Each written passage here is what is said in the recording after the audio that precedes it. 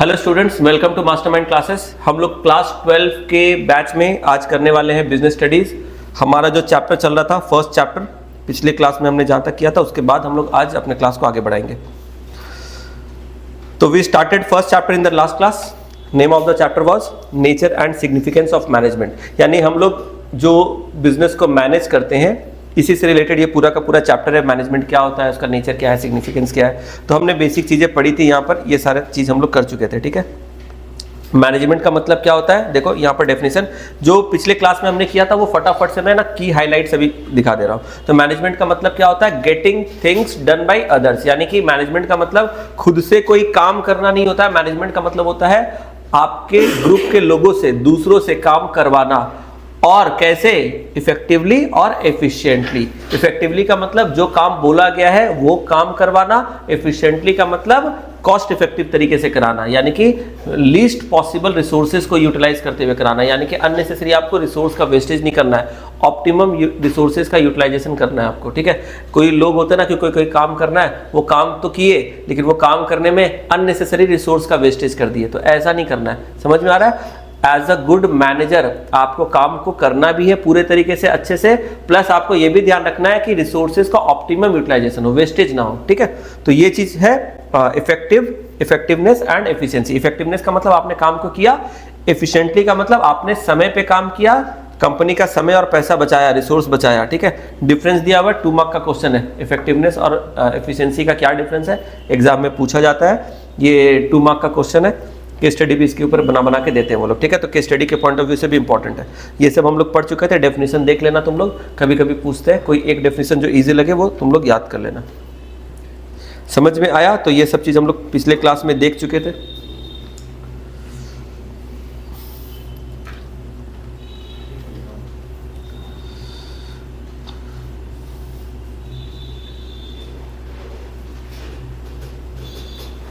ये case study हम लोग पढ़ चुके थे।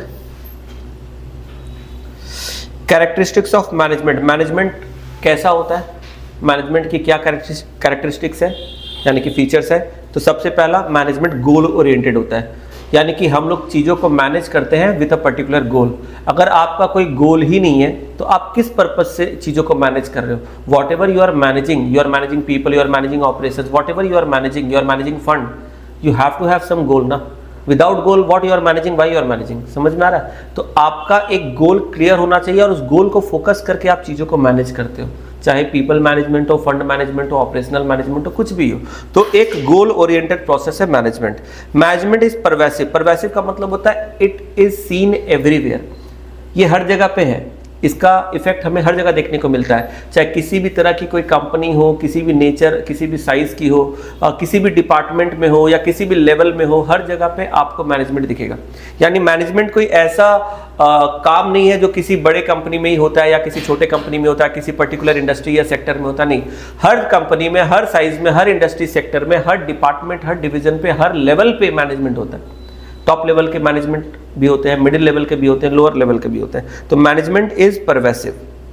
Management is multi dimensional. यानी कि मैनेजमेंट हमें हर एंगल से करना पड़ता है, हर नजरिए से, हर तरीके से करना पड़ता है। एक वन साइडेड अप्रोच रख के अगर चीजों को आप मैनेज करोगे ना तो कभी कभी आप फंस जाओगे। आपको हर तरीके से क्या करना पड़ेगा, मैनेज करना पड़ेगा। इसको थोड़ा सा एक्सप्लेन करते हैं, पिछले क्लास में हालांकि पढ़ा चुके हैं, वापस से थोड़ा सा बताते हैं इसके बारे में। हर तरीके से करने का मतलब क्या होता है, देखो एक हिंदी में कहावत है, साम दाम दंड भेद, सुने हो? यानी अगर आपको कोई चीज करना है तो you have to do it in any वे।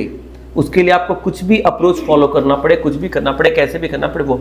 तो ये अप्रोच को हम लोग ऐसे बोलते हैं कि किसी काम को करने के लिए साम दाम दंड भेद, हमने सब कुछ कर लिया। मतलब जो भी वेज पॉसिबल था हमने हर वो वेज को अप्लाई कर लिया। जैसे अगर आप मान लो फॉर एग्जाम्पल आप कोई काम आपको किसी से करवाना है तो अलग अलग लोग अलग अलग तरीके से कन्विंस होते हैं। अगर आपको किसी से कोई काम निकलवाना है, कोई काम करवाना है, तो ये डिपेंड करेगा कि वो आदमी कैसा, किस तरह का है।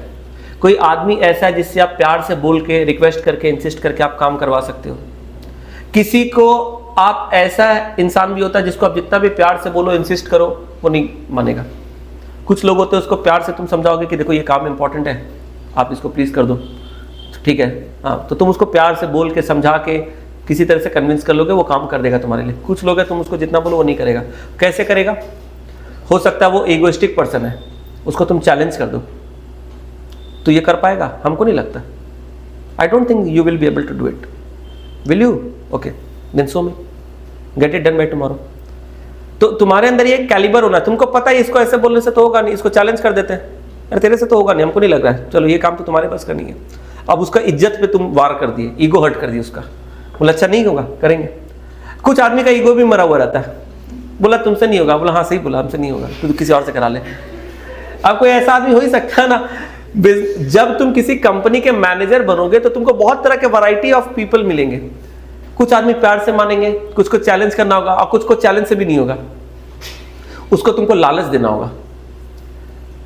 ये काम करोगे ना तुमको बोनस मिलेगा, इससे एक्स्ट्रा इंसेंटिव मिलेगा। ये काम करोगे तो तुमको एक फॉरेन ट्रिप या कोई ऐसा ना वेकेशनल टूर कंपनी की तरफ से स्पॉन्सर कर दिया जाएगा। ये किसी को ये पसंद, अच्छा ये अच्छा बोनस मिलेगा, अच्छा ठीक है चल कर देते हैं, चल पैसा का लालच में कर देते हैं। कोई आदमी ऐसा होता है जिसको रिकॉग्निशन, एक्नॉलेजमेंट पसंद है, वाहवाही पसंद है, तारीफ का भूखा है, उसको चाहिए कि लोग मेरे को पहचाने, मेरा वाहवाही हो, तारीफ हो। ऐसे लोगों से काम कराने के लिए आपको क्या करना पड़ेगा? उसको बूस्ट करना पड़ेगा, मोटिवेट करना पड़ेगा, और जब वो काम कर दे तो उसकी 10 लोगों के बीच में प्रशंसा करनी पड़ेगी।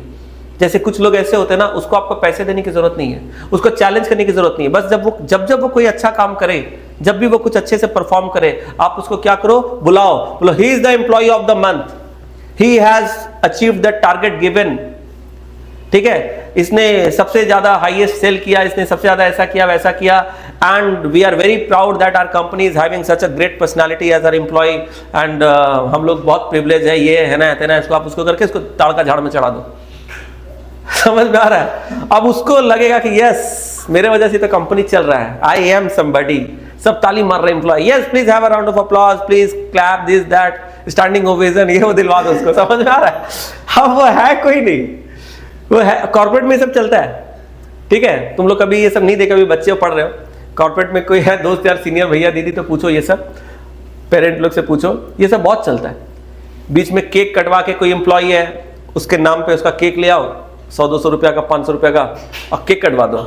यस, आज हमारे एक बहुत ही अच्छे dedicated honest hard working employee का जन्मदिन है, लेट्स सेलिब्रेट। 10 मिनट क्या किया, केक वेट करवाया। अब वो जो बंदा है जिसका बर्थडे है, उसको कितना अच्छा फीलिंग आएगा बोलो, कि यार मेरे घर में किसी को याद नहीं है मेरा बर्थडे है, और ये मेरा बॉस, ये मेरा मैनेजर, इसको मेरा बर्थडे तक याद है, कितना अच्छा मेरे लिए केक लाया 500 रुपया का, क्या बात है यार।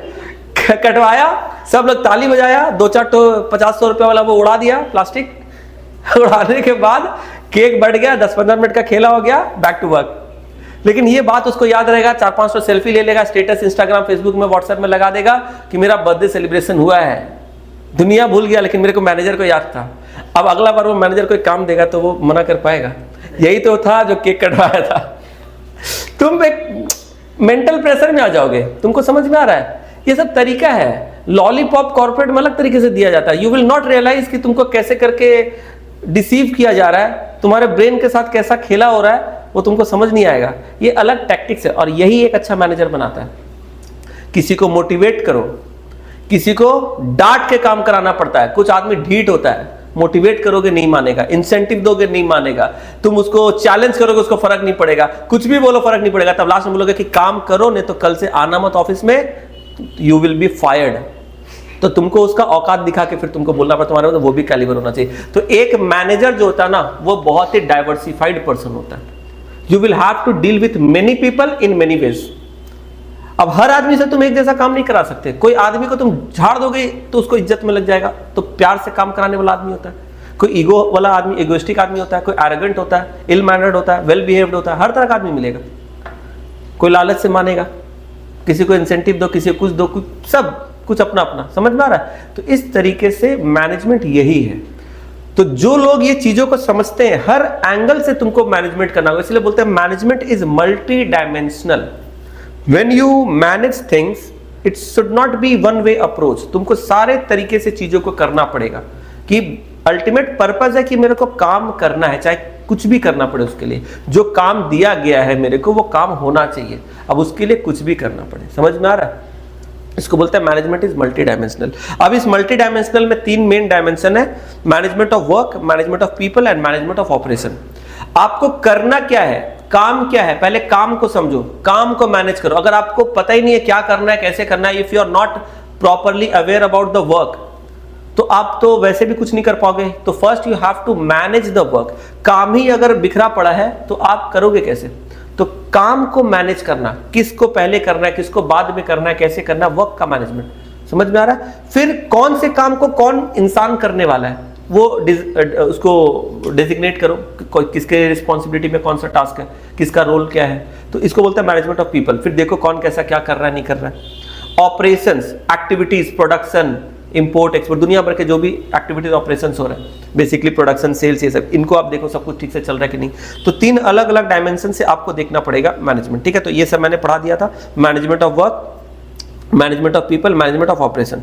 ये की वर्ड्स और हेडिंग्स तुमको याद रखना है कि मल्टी डायमेंशनल में what are the 3 dimensions of management. समझ में आ रहा है? तो ये तुमको 3 लिखना पड़ेगा। अच्छा, management is continuous process. Obviously management जो है ये वन टाइम टास्क तो है नहीं कि एक बार कर दिया हो गया। मैनेजमेंट आपको करते रहना पड़ेगा, कंटिन्यूअस प्रोसेस है। ग्रुप एक्टिविटी है। Management is not something you will be doing in isolation. आप अकेले में क्या मैनेज कर रहे हो, अकेले में नहीं होता है, आपको एक ग्रुप के साथ मिलके काम करना, एक टीम वर्क है, ग्रुप एफर्ट है। ठीक है, तो management is a group activity. Management is dynamic function. Business environment लगातार बदल रहा है, चीजें बदल रही है, लोग बदल रहे हैं, टेक्नोलॉजी बदल रहा है, लोगों के डिमांड, साइकोलॉजी, नीड सब कुछ बदल रहा है। तो इन सभी चीजों के हिसाब से आपको अपने मैनेजमेंट के स्टाइल में भी चेंज करना पड़ेगा। तो जैसे चीजें बदलती है, बिजनेस एनवायरमेंट बदलता है, वैसे आपको मैनेजमेंट का स्टाइल भी बदलना पड़ेगा।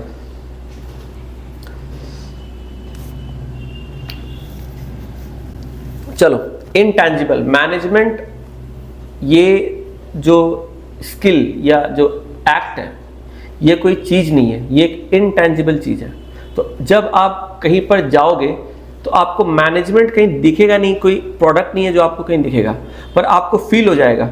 किसी भी, अगर मान लो किसी प्राइवेट कॉर्पोरेट ऑफिस में अगर जाते हो और आप देख रहे हो कि हर इंसान अपने अपने डेस्क पे प्रॉपरली बैठा, सारा फाइल्स अपने प्रॉपरली अपने अपने जगह पे सजाया हुआ है, लोग अपने टाइम पे अपना काम कर रहे हैं, सब एकदम डेडिकेटेड, कोई किसी से बात नहीं कर रहा है, सब कुछ एकदम वेल कोऑर्डिनेटेड है, आप बोलोगे yes this company is very well managed. इसी तरह से अगर आप किसी सरकारी दफ्तर में जाते हो, वहाँ पर कोई फाइल इधर पड़ा है, कोई उधर पड़ा है, कोई चूहा काट लिया है, कोई कुछ कर लिया है, तो किसी के ऊपर चाय गिर गया, समझ में आ रहा है, आधा चेयर खाली है, कोई उधर पे कथा कहानी कर रहा है, गॉसिप कर रहा है, कोई लंच कर रहा है, टिफिन में कुछ खा रहा है, 10 तरह का आदमी 10 तरह काम कर रहा है, बस जो करना है वो काम करता हुआ बहुत कम दिख रहा है। तो ऐसे जगह पे तुम क्या बोलोगे, ये यहाँ पर मैनेजमेंट नहीं है, it is very badly managed organisation, ऐसा बोलोगे।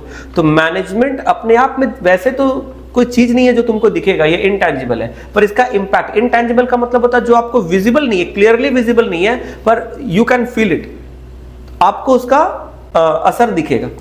जैसे कि तुम्हारा क्या है, अगर मान लो गुडविल, हम लोग अकाउंट्स वगैरह में पढ़ते हैं बिजनेस में गुडविल, तो गुडविल का मतलब क्या है, जैसे पर्सनल गुडविल भी होता है। मान लो कोई सेलिब्रिटी है, अब कोई सेलिब्रिटी है और वो कहीं जा रहा है और उसको देखकर लोग भीड़ लगा लिए, सब उनको घेर लिए फोटो लेने के लिए, ऑटोग्राफ लेने के लिए। इससे क्या समझ में आ रहा है, उसका गुडविल है। अब बोलेगा कहाँ तुम्हारा गुडविल है, हमको कैसे पता, कहाँ दिखाओ अपना गुडविल। अरे गुडविल पता चल रहा है यार, फील करने का चीज है, हम जहां से जाते हैं भीड़ लग जाता है, लोग आते हैं फोटो खिंचाने के लिए, यही तो गुडविल है। और गुडविल का क्या कोई चीज है क्या, तुमको डब्बा में पैक करके दिखाया कि देखो दिस इज माई गुडविल। तो इसी तरह से जो इनटैंजिबल चीजें होती है ना, वो फील होती है। मैनेजमेंट भी कोई चीज नहीं है जो टैंजिबल नेचर का है, ये इनटैंजिबल चीज है, आपको दिखेगा नहीं, विजिबली क्लियरली दिखेगा नहीं, पर आप जहां पर भी प्रॉपर मैनेजमेंट होगा आपको फील हो जाएगा, जहां नहीं होगा वो भी आपको फील हो जाएगा। तो ये इनटैंजिबल है। केस स्टडीज यहां पर दिया हुआ है। चलो ऑब्जेक्टिव्स, ऑब्जेक्टिव्स पढ़े थे क्या? हाँ, तो मैनेजमेंट का ऑब्जेक्टिव क्या है, देखो एक ऑर्गेनाइजेशनल ऑब्जेक्टिव होता है। ऑर्गेनाइजेशनल ऑब्जेक्टिव मतलब objective towards the business. Organisational objective मतलब हम लोग मैनेजमेंट क्यों करते हैं, एक ऑब्जेक्टिव है ऑर्गेनाइजेशनल ऑब्जेक्टिव, यानी ऑब्जेक्टिव टुवर्ड्स द बिजनेस। तो इसमें मेन 3 आता है, survival, profit and growth. Business को पहले तो जब स्टार्ट होता है तो आपको सर्वाइव कराना है, फिर धीरे धीरे उसको प्रॉफिट में लेकर जाना है, और जब प्रॉफिट अच्छा खासा होने लग जाए तो आप बिजनेस को ग्रो कराना है। ये 3 मेन ऑब्जेक्टिव होता है किसी भी बिजनेस का, और इन ऑब्जेक्टिव को बोलते हैं ऑर्गेनाइजेशनल ऑब्जेक्टिव, यानी कि these are the objective of management towards the organisation. यानी कोई भी मैनेजर जो चीजों को मैनेज कर रहा है बिजनेस के अंदर। तो मैनेजमेंट का मेन ऑब्जेक्टिव क्या है? किसी भी मैनेजमेंट का जो मेन ऑब्जेक्टिव है वो क्या है, बोलो? किसी भी मैनेजमेंट का मेन ऑब्जेक्टिव है कि आप ऑर्गेनाइजेशन में कैसे ग्रो करोगे, ऑर्गेनाइजेशन के प्रति आपकी क्या जिम्मेदारी है। तो किसी भी मैनेजर की ऑर्गेनाइजेशन के प्रति क्या जिम्मेदारी होती है कि पहले आप ऑर्गेनाइजेशन को स्टेबल करो मार्केट में, सर्वाइवल। फिर जब मार्केट में स्टेबल हो जाए, सर्वाइव कर ले, फिर आप उसमें प्रॉफिट लेकर आओ, जितना ज्यादा से ज्यादा हो सके प्रॉफिट मैक्सिमाइज करो। जब प्रॉफिट ज्यादा से ज्यादा आने लग जाए, फिर आप सोचो अब बिजनेस को एक्सपैंड कैसे करें, ग्रो कैसे करें। तो ये ऑब्जेक्टिव ऑफ मैनेजमेंट है टुवर्ड्स द ऑर्गेनाइजेशन, इसको बोलते हैं ऑर्गेनाइजेशनल ऑब्जेक्टिव। फिर आता है सोशल ऑब्जेक्टिव। इसका मतलब it is the objective of management towards society, समाज के प्रति, सोसाइटी के प्रति आपकी क्या ऑब्जेक्टिव है, इसको बोलते हैं सोशल ऑब्जेक्टिव। ये किसका ऑब्जेक्टिव है? मैनेजमेंट का ऑब्जेक्टिव है टुवर्ड्स सोसाइटी। पर रहे सारा हम लोग क्या, मैनेजमेंट का ऑब्जेक्टिव अलग अलग लोगों के लिए। तो सोसाइटी के लिए क्या है, आपको लोगों को अच्छा क्वालिटी का प्रोडक्ट सही प्राइस पे ऑफर करना है ना, और सोसाइटी में एम्प्लॉयमेंट क्रिएट करना है, वोकेशनल ट्रेनिंग, एजुकेशनल ट्रेनिंग, ये सब क्रिएट करना है। आपके जो प्रोडक्शन एनवायरनमेंट है वो सब सेफ्टी होनी चाहिए। यहाँ देखो सब कुछ लिखा हुआ है, तो इसमें से 4-5 कोई भी याद कर लो, यही है। इसके बाद पर्सनल ऑब्जेक्टिव। पर्सनल ऑब्जेक्टिव का मतलब आपके बिजनेस में जो लोग भी आपके साथ जुड़े हुए हैं, बेसिकली आपके जो एम्प्लॉइज हैं, जिनके हेल्प से आप बिजनेस को ग्रो कर रहे हो। क्योंकि अगेन मैनेजमेंट कोई अपने आप में करने वाला चीज है नहीं, मैनेजमेंट में आपको सबको लेकर चलना पड़ेगा, आपके टीम के साथ, आपके जो जूनियर है, सबऑर्डिनेट्स है, आपके जो सुपीरियर्स है, सबके साथ मिल के काम करना पड़ेगा। तो इनके लिए भी कुछ जिम्मेदारी होती है। तो क्या बोलते हैं इसको, पर्सनल ऑब्जेक्टिव या इंडिविजुअल ऑब्जेक्टिव। तो इसमें क्या है, आप अपने जितने भी एम्प्लॉय है उसको कॉम्पिटिटिव सैलरी दो, सही जितना उचित है, जो मार्केट रेट के हिसाब से स्टैंडर्ड सैलरी बनता है, आप वो एक्सप्लॉइट मत करो। ऐसा नहीं कि कोई अच्छा एम्प्लॉय है, काम अच्छा कर रहा है, सब कुछ है, क्वालिफाइड, एक्सपीरियंस्ड है, लेकिन आप पैसा उसको बहुत चाप के दे रहे हो, कम दे रहे हो पैसा, ऐसा नहीं है। तो इससे क्या होगा, वो हाफ हार्टेडली काम करेगा, उसके अंदर वो मोटिवेशन और वो जील नहीं रहेगा, और वो अच्छे मन से काम नहीं करेगा, तो बेस्ट आउटपुट निकलेगा नहीं।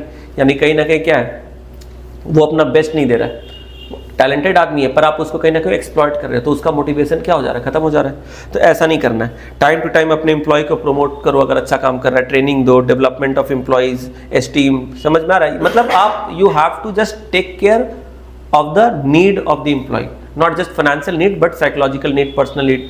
किसी को कोई मान लो जैसे किसी एम्प्लॉय के घर पे कोई बीमार है, ठीक है, close near and dear one कोई बीमार है, किसी के मदर फादर कोई भी, और वो छुट्टी मांग रहा है, आप बोले कि नहीं अभी काम का बहुत प्रेशर है, मैं छुट्टी नहीं दे सकता, नो। बोले सर घर में ऐसा क्रिटिकल है, I am the only one to take care of my mother और फादर, तो और कोई है नहीं सर, मेरे को रहना पड़ेगा 1 दिन 2 दिन थोड़ा घर में। आप समझ ही नहीं रहे हो, आप अपना बॉसगिरी दिखा रहे हो। क्या लग रहा है, एम्प्लॉय टिकेगा? और टिक भी गया जबरदस्ती मन मार के, तो वो काम करेगा, अपना बेस्ट देगा, पीठ पीछे तो गाली देगा, काम भी ऊपर मन से हाफ हार्टेडली करेगा। जैसे ही कोई दूसरा कंपनी में बेटर अपॉर्चुनिटी देखेगा, फट से स्विच मारेगा। तो आपको समझना पड़ेगा कि लोगों को क्या चाहिए, लोगों का नीड, और हर समय फाइनेंशियल नीड नहीं होता है। अगर कोई एम्प्लॉय को किसी पर्टिकुलर मोमेंट पे सपोर्ट चाहिए, मॉरल सपोर्ट चाहिए, कोई आपसे फेवर चाहिए, तो टाइम के हिसाब से आप भी क्या करो, उसको समझो, अपने आप को उसके जगह पे रखो कि ऐसा अगर मेरे साथ ऐसा कोई कंडीशन होता तो शायद मुझे भी छुट्टी चाहिए होता, तो आप भी उसको छुट्टी, तो कभी आप उसको समझो। अगर आप उसको समझोगे तो उसको अच्छा लगेगा कि इतने वर्क प्रेशर में भी सर ने मेरे को छुट्टी दिया। एम्प्लॉय भी तो रियलाइज करेगा ना कि इतना काम का प्रेशर है, इतना अभी टफ टाइम चल रहा है, इतने सारे क्लाइंट है, इतना काम है, लेकिन क्योंकि मेरी प्रॉब्लम थी सर ने उसको कंसीडर किया और मुझे छुट्टी अलाउ किया। नेक्स्ट टाइम क्या होगा, कभी दोबारा कभी ऐसा सिचुएशन आएगा जब काम का ज्यादा बर्डन होगा, तो वो एम्प्लॉय ओवर टाइम भी करने के लिए रेडी होगा, वीकेंड पे भी आ जाएगा, क्योंकि उसे याद है कि कभी जब मेरी जरूरत थी तो सर ने मेरे को कंसीडर किया था। आज सर को काम का प्रेशर है, सर का भी एक पर्टिकुलर डेडलाइन है, काम कंप्लीट करना है, उनको अपने सीनियर को आंसर देना है, तो नहीं चलो ठीक है एक्स्ट्रा कर लेते हैं, 2-3 घंटा 4 घंटा, कभी एक्स्ट्रा वीकेंड सैटरडे संडे आ जाते हैं। तो ये एक म्यूचुअल कोऑपरेशन वाला बात होता है। लेकिन वही जो बॉस रहेगा वो बोलेगा नहीं देंगे छुट्टी, नहीं देंगे। कभी कल को उसको जरूरत पड़ा, एक्स्ट्रा काम ओवर टाइम है कुछ का, तुम भी बोलोगे नहीं Saturday is my holiday, Sunday is my holiday, आप अपना देख लो, मेरे को मतलब नहीं है, as per the terms of employment मेरा ये हॉलीडे। समझ में आ रहा है? तो हर एक बोलता है ना every dog has a day, तो वही बात होता है, हर आदमी का एक टाइम आता है। लेकिन जब आप किसी से हेल्प लेते हो आपको अच्छा फील होगा, आप भी कभी जरूरत पड़ने पे सामने वाले का हेल्प करोगे। दिस इज वेरी मतलब ह्यूमन थिंग, ठीक है। यही सब पर्सनल ऑब्जेक्टिव है। Peer recognition, self respect, self esteem, growth and healthy work environment, ये जो चीज लिखा है ये सब क्या है? बेसिकली आप अपने एम्प्लॉय का ध्यान रखो हर तरीके से।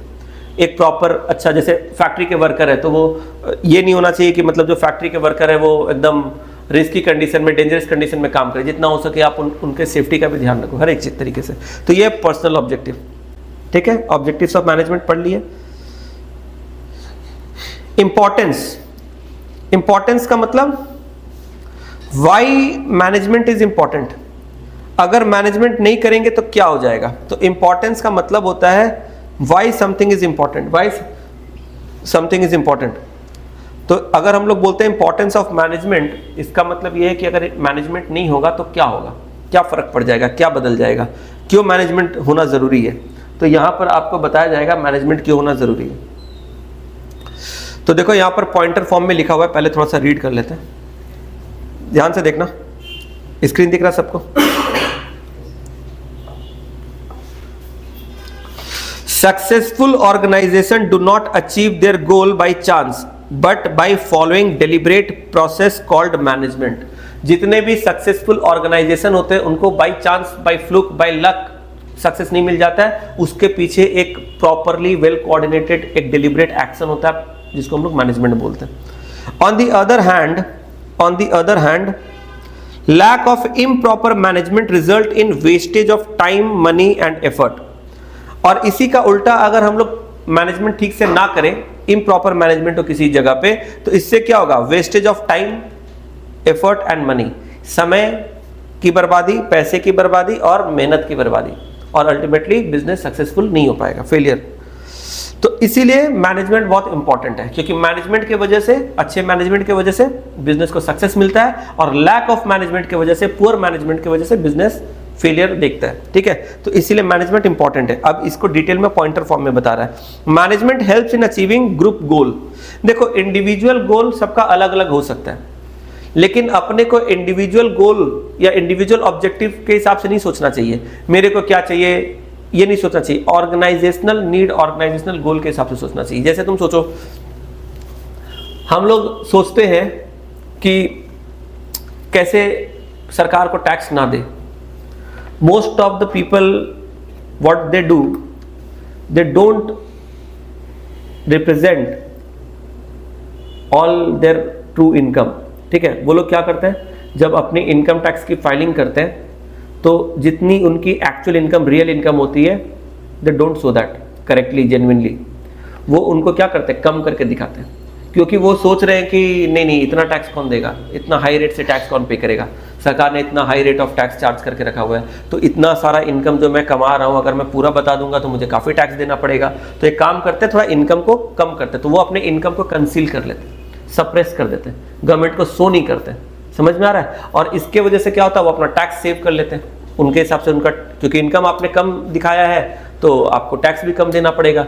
तो ये इसका मतलब क्या है, आप अपने पर्सनल इंटरेस्ट को ज्यादा प्रायोरिटी दे रहे हो, आप अपने पर्सनल इंटरेस्ट को ज्यादा प्रायोरिटी दे रहे हो, और इसके वजह से क्या हो रहा है, कहीं ना कहीं कंट्री इकोनॉमी का नुकसान हो रहा है। अब फिर अगेन ये बात हो जाएंगे तो हर बोलेगा सर हम अकेला दे रहे, बाकी लोग तो अरे बाकी लोग की बात बाकी लोग करेंगे, आप अपने जगह पे ईमानदार हो। हर इंसान दूसरे के ऊपर बोलता है ये ऐसा नहीं कर रहा, वो वैसा नहीं कर रहा। जो जैसा कर रहा है वो बात की बात है। हम लोग पूरे दुनिया को चेंज नहीं कर सकते। हम एक सोसाइटी में रहते हैं, एक कंट्री में रहते हैं। हर एक इंडिविजुअल पर्सन को 1 to 1 चेंज करना वो हमारे बस में नहीं है। अपने आप को चेंज करना हमारे बस में। अगर मैं ड्राइविंग कर रहा हूँ तो क्या मैं सीट बेल्ट लगाता हूँ? मैं बाइक चला रहा हूँ तो क्या मैं हेलमेट पहनता हूँ? अगर मैं रोड क्रॉस कर रहा हूँ तो क्या मैं रेड सिग्नल का वेट करता हूँ जब गाड़ी रुकता है तब, या फिर एक हीरो बन के से हाथ दिखा के पार कर लेते हैं? तो जो भी रूल्स बनाई गई है, जो भी गाइडलाइंस है, ये मैं फॉलो कर रहा हूं कि नहीं, ये इंपॉर्टेंट है। सरकार ने अगर टैक्स का कोई नियम लगाया तो मैं वो ईमानदारी से फॉलो करें। दुनिया क्या कर रहा है उससे क्या लेना देना। हर इंसान अगर अपने इंडिविजुअल की रिस्पॉन्सिबिलिटी ले ले, खुद की रिस्पॉन्सिबिलिटी ले ले, तो तुमको नहीं लगता कि हर इंसान अगर सिर्फ अपने आप को ठीक कर ले तो सोसाइटी और कंट्री तो वैसे ही ठीक हो जाना है? क्योंकि सोसाइटी और कंट्री क्या है, हम ही लोग से तो बन रहा है। लेकिन हम लोग वैसा नहीं करते। हम लोग अपने इंडिविजुअल गोल को, अपने इंडिविजुअल ऑब्जेक्टिव, इंडिविजुअल इंटरेस्ट को ज्यादा प्रायोरिटी देते हैं rather than the interest of the country. We are not bothered about the interest of the country. कोई इंसान पान खा के कहीं थूक दिया और अगले दिन कोई झाड़ू लगाने वाला उसको साफ कर रहा है, कभी सोचते हैं ये जो सुबह सुबह हर गली मोहल्ले में झाड़ू लगाते हैं जो स्वीपर है, इनको सरकार पैसे देती है और वो टैक्स पेयर के ही पैसे होते हैं। अगर हम लोग, अच्छा इतना हर दिन तुम लोग अपने लोकेलिटी में देखोगे हर दिन सुबह सुबह कितने सारे लोग आते हैं, 4 बजे 5 बजे 6 बजे से झाड़ू लगाना स्टार्ट करते हैं। ये काम है, सरकार अपनी तरफ से इंतजाम करके रखी है, डस्टबिन जगह जगह पे है, सब कुछ है। अब कितना है, कहाँ कम है, ज़्यादा, वो मैं उस पर नहीं जा रहा हूँ, पर अपने तरफ से गवर्नमेंट ने हर चीज़ का सिस्टम बनाया हुआ है। म्यूनसिपैलिटी है, क्लीनिंग का, सीवरेज का, हर चीज़ का सिस्टम अपने अपने लेवल पर, कहीं पर ठीक से ऑपरेट हो रहा है, कहीं पर नहीं हो रहा है, that is a different thing. But government ने चीज़ों को अपने लेवल पे किया हुआ है। लेकिन अपना एज ए सिटीजन क्या नियम बनता है कि चलो यार कल सुबह तो कचरा साफ करने वाला आएगा ही, तो काम करते अच्छा से कचरा कर देते हैं। ऐसा करना चाहिए कि अपने को नहीं करना चाहिए। गवर्नमेंट अपना काम कर रही है, हमें अपना काम करना चाहिए। अगर हम लोग अपने तरफ से थोड़ा सा एफर्ट दें कि थोड़ा सा सफाई मेंटेन करने की कोशिश करें, अननेसेसरी ज़्यादा कचरा या गंदगी ना फैलाए, थोड़ा सा भी अगर इस चीज़ के ऊपर ध्यान रखें। कचरा फेंकना है तो जहाँ पर एक जगह बना हुआ डस्टबिन है या कुछ भी है, उस पर्टिकुलर जगह पे थोड़ा सा चल के आगे बढ़ जाए। लेकिन हम लोग ऐसा नहीं करते। थोड़े दूर पे अगर डस्टबिन होगा तो नहीं जाएंगे, जहाँ नियरेस्ट प्लेस कहीं पर भी दिखेगा वहीं फेंक देंगे। किसी को टॉयलेट वगैरह करना है तो आगे में मान लो थोड़ा सा आगे चल के कहीं यूरिनल है, नहीं जाएगा, जहाँ फाका मिल गया वहीं खड़ा होकर स्टार्ट हो जाएगा। अब ये सब चीज होगा तो क्या होगा, हर जगह पे गंदगी है, और फिर हम लोग बोलते रहे यहाँ पर देखो ये कूड़ा कचरा, यहाँ पर कोई थूक दिया, कोई वहां पर पेशाब कर दिया। तो ये सब भाई कौन कर रहा है? कोई मार्स और जुपिटर से आके थोड़ी कर रहा है, हमारे ही सोसाइटी में से, हम में से ही कोई लोग हैं। मतलब बोलने का मतलब ये नहीं कि तुम लोग को बोलना, मतलब ऐसा मत सुनना तुम लोग सर हम तो नहीं करते। अरे तुम नहीं कर रहे हो, हम तुमको बोल भी नहीं रहे। The point is that we are only who is doing all this. तो हम ही लोग ये सब गंदगी फैला रहे हैं और हमारे ही पैसे से जा रहा है। तुम लोग सर मेरा पैसा तो नहीं, हम तो टैक्स नहीं देते। अरे आप नहीं देते, आपके पेरेंट देते हैं, कोई भी दे। बोलने का मतलब है ये लोगों से गवर्नमेंट को जो पैसा मिल रहा है ये तो पब्लिक का पैसा है ना, टैक्स का पैसा, सेविंग्स है। और अगर इस चीज को सही चीज पे लगेगा तो अच्छा होगा। लेकिन क्या होता है, ये जितनी भी प्रॉब्लम्स हो रही है किस इसके पीछे एक ही रीजन है, हम लोग हमेशा सिर्फ इंडिविजुअल इंटरेस्ट और इंडिविजुअल कन्वीनियंस के ऊपर ध्यान देते हैं। थोड़ा आगे नहीं जाएंगे कचरा फेंकने के लिए, क्योंकि मेरे को उतना दूर चलना नहीं है, भले ही रास्ता कचरा हो जाए, फेंक देंगे कहीं भी। समझ में आ रहा है? तो हर इंसान अपने इंडिविजुअल इंटरेस्ट और कन्वीनियंस को ज्यादा प्रायोरिटी देता है, इसकी वजह से चीजें। और कंपनी में भी ऐसा होता है, कंपनी में भी ऐसा होता है। कहीं कहीं पर तुम देखोगे ऐसे बहुत सारे इंप्लॉई में भी, अभी तो तुम लोग वर्किंग नहीं हो, पर कोरिलेट कर सकते हो, सोच सकते हो।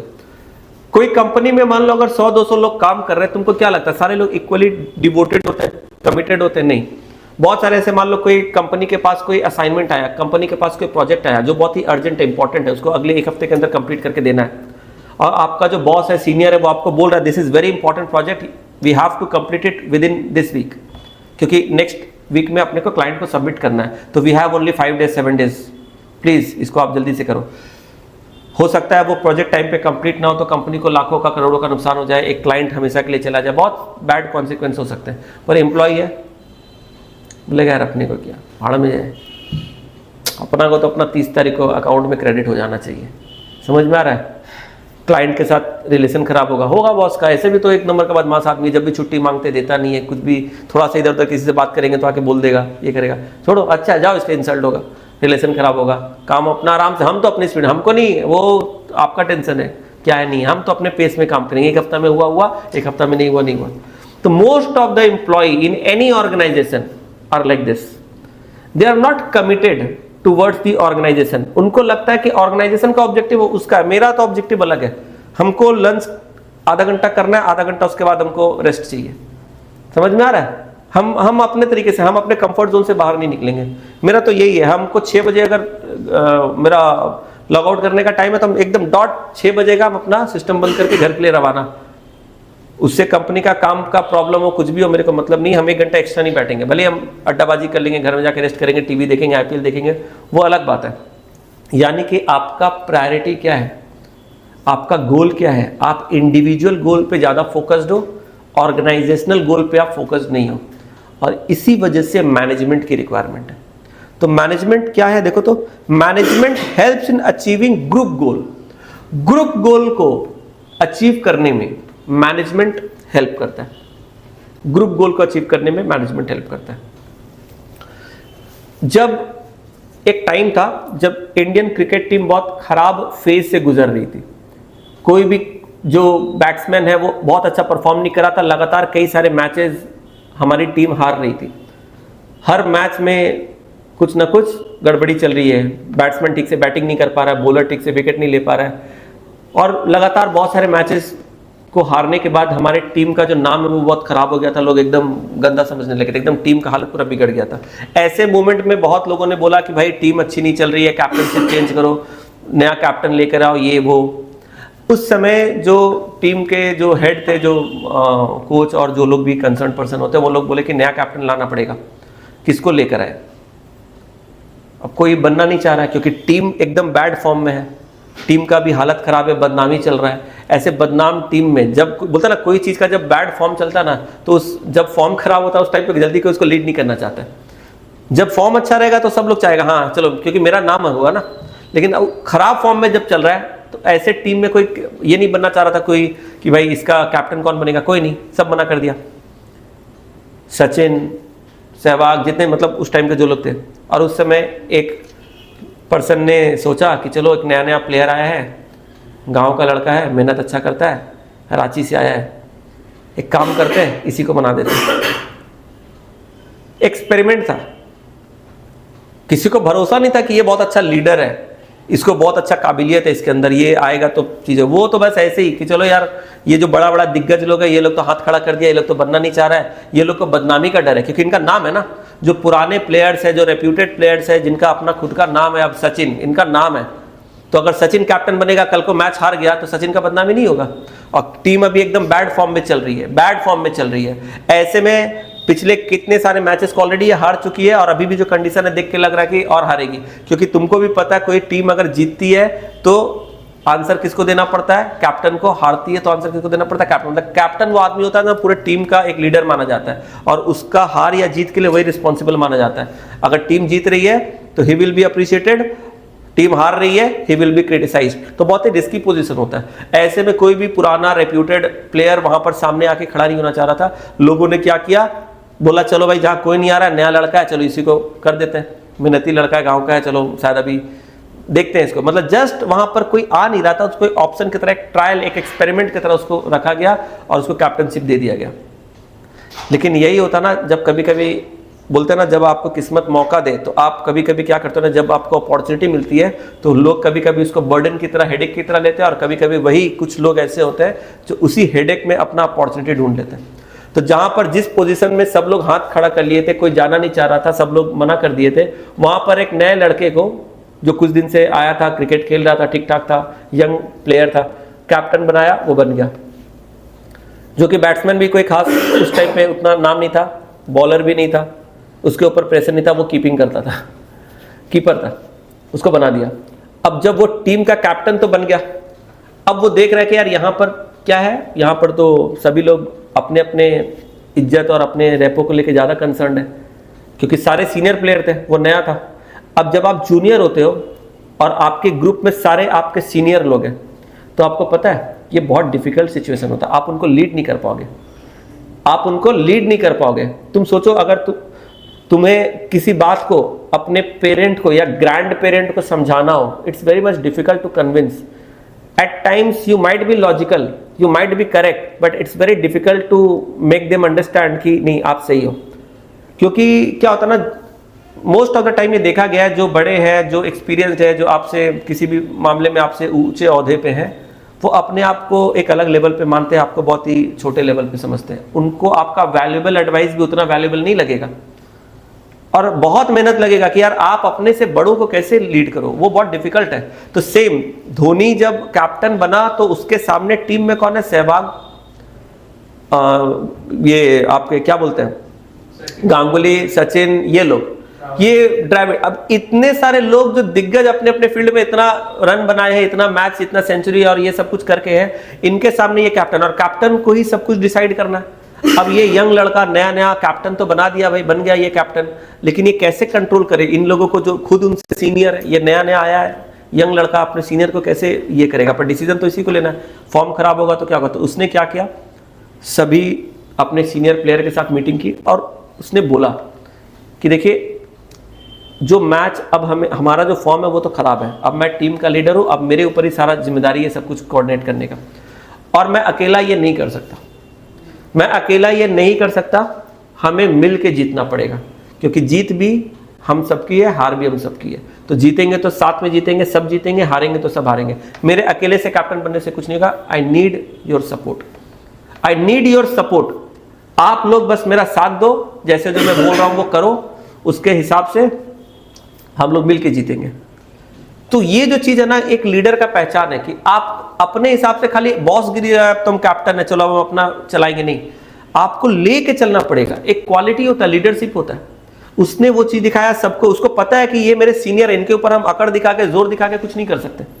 तुमसे अब क्या धोनी क्या सचिन को अकड़ दिखाएगा क्या? He is a legendary player man. मतलब ऐसा नहीं कुछ मैच खराब हो गया तो सचिन सचिन ही, सचिन हमेशा से ही सचिन है।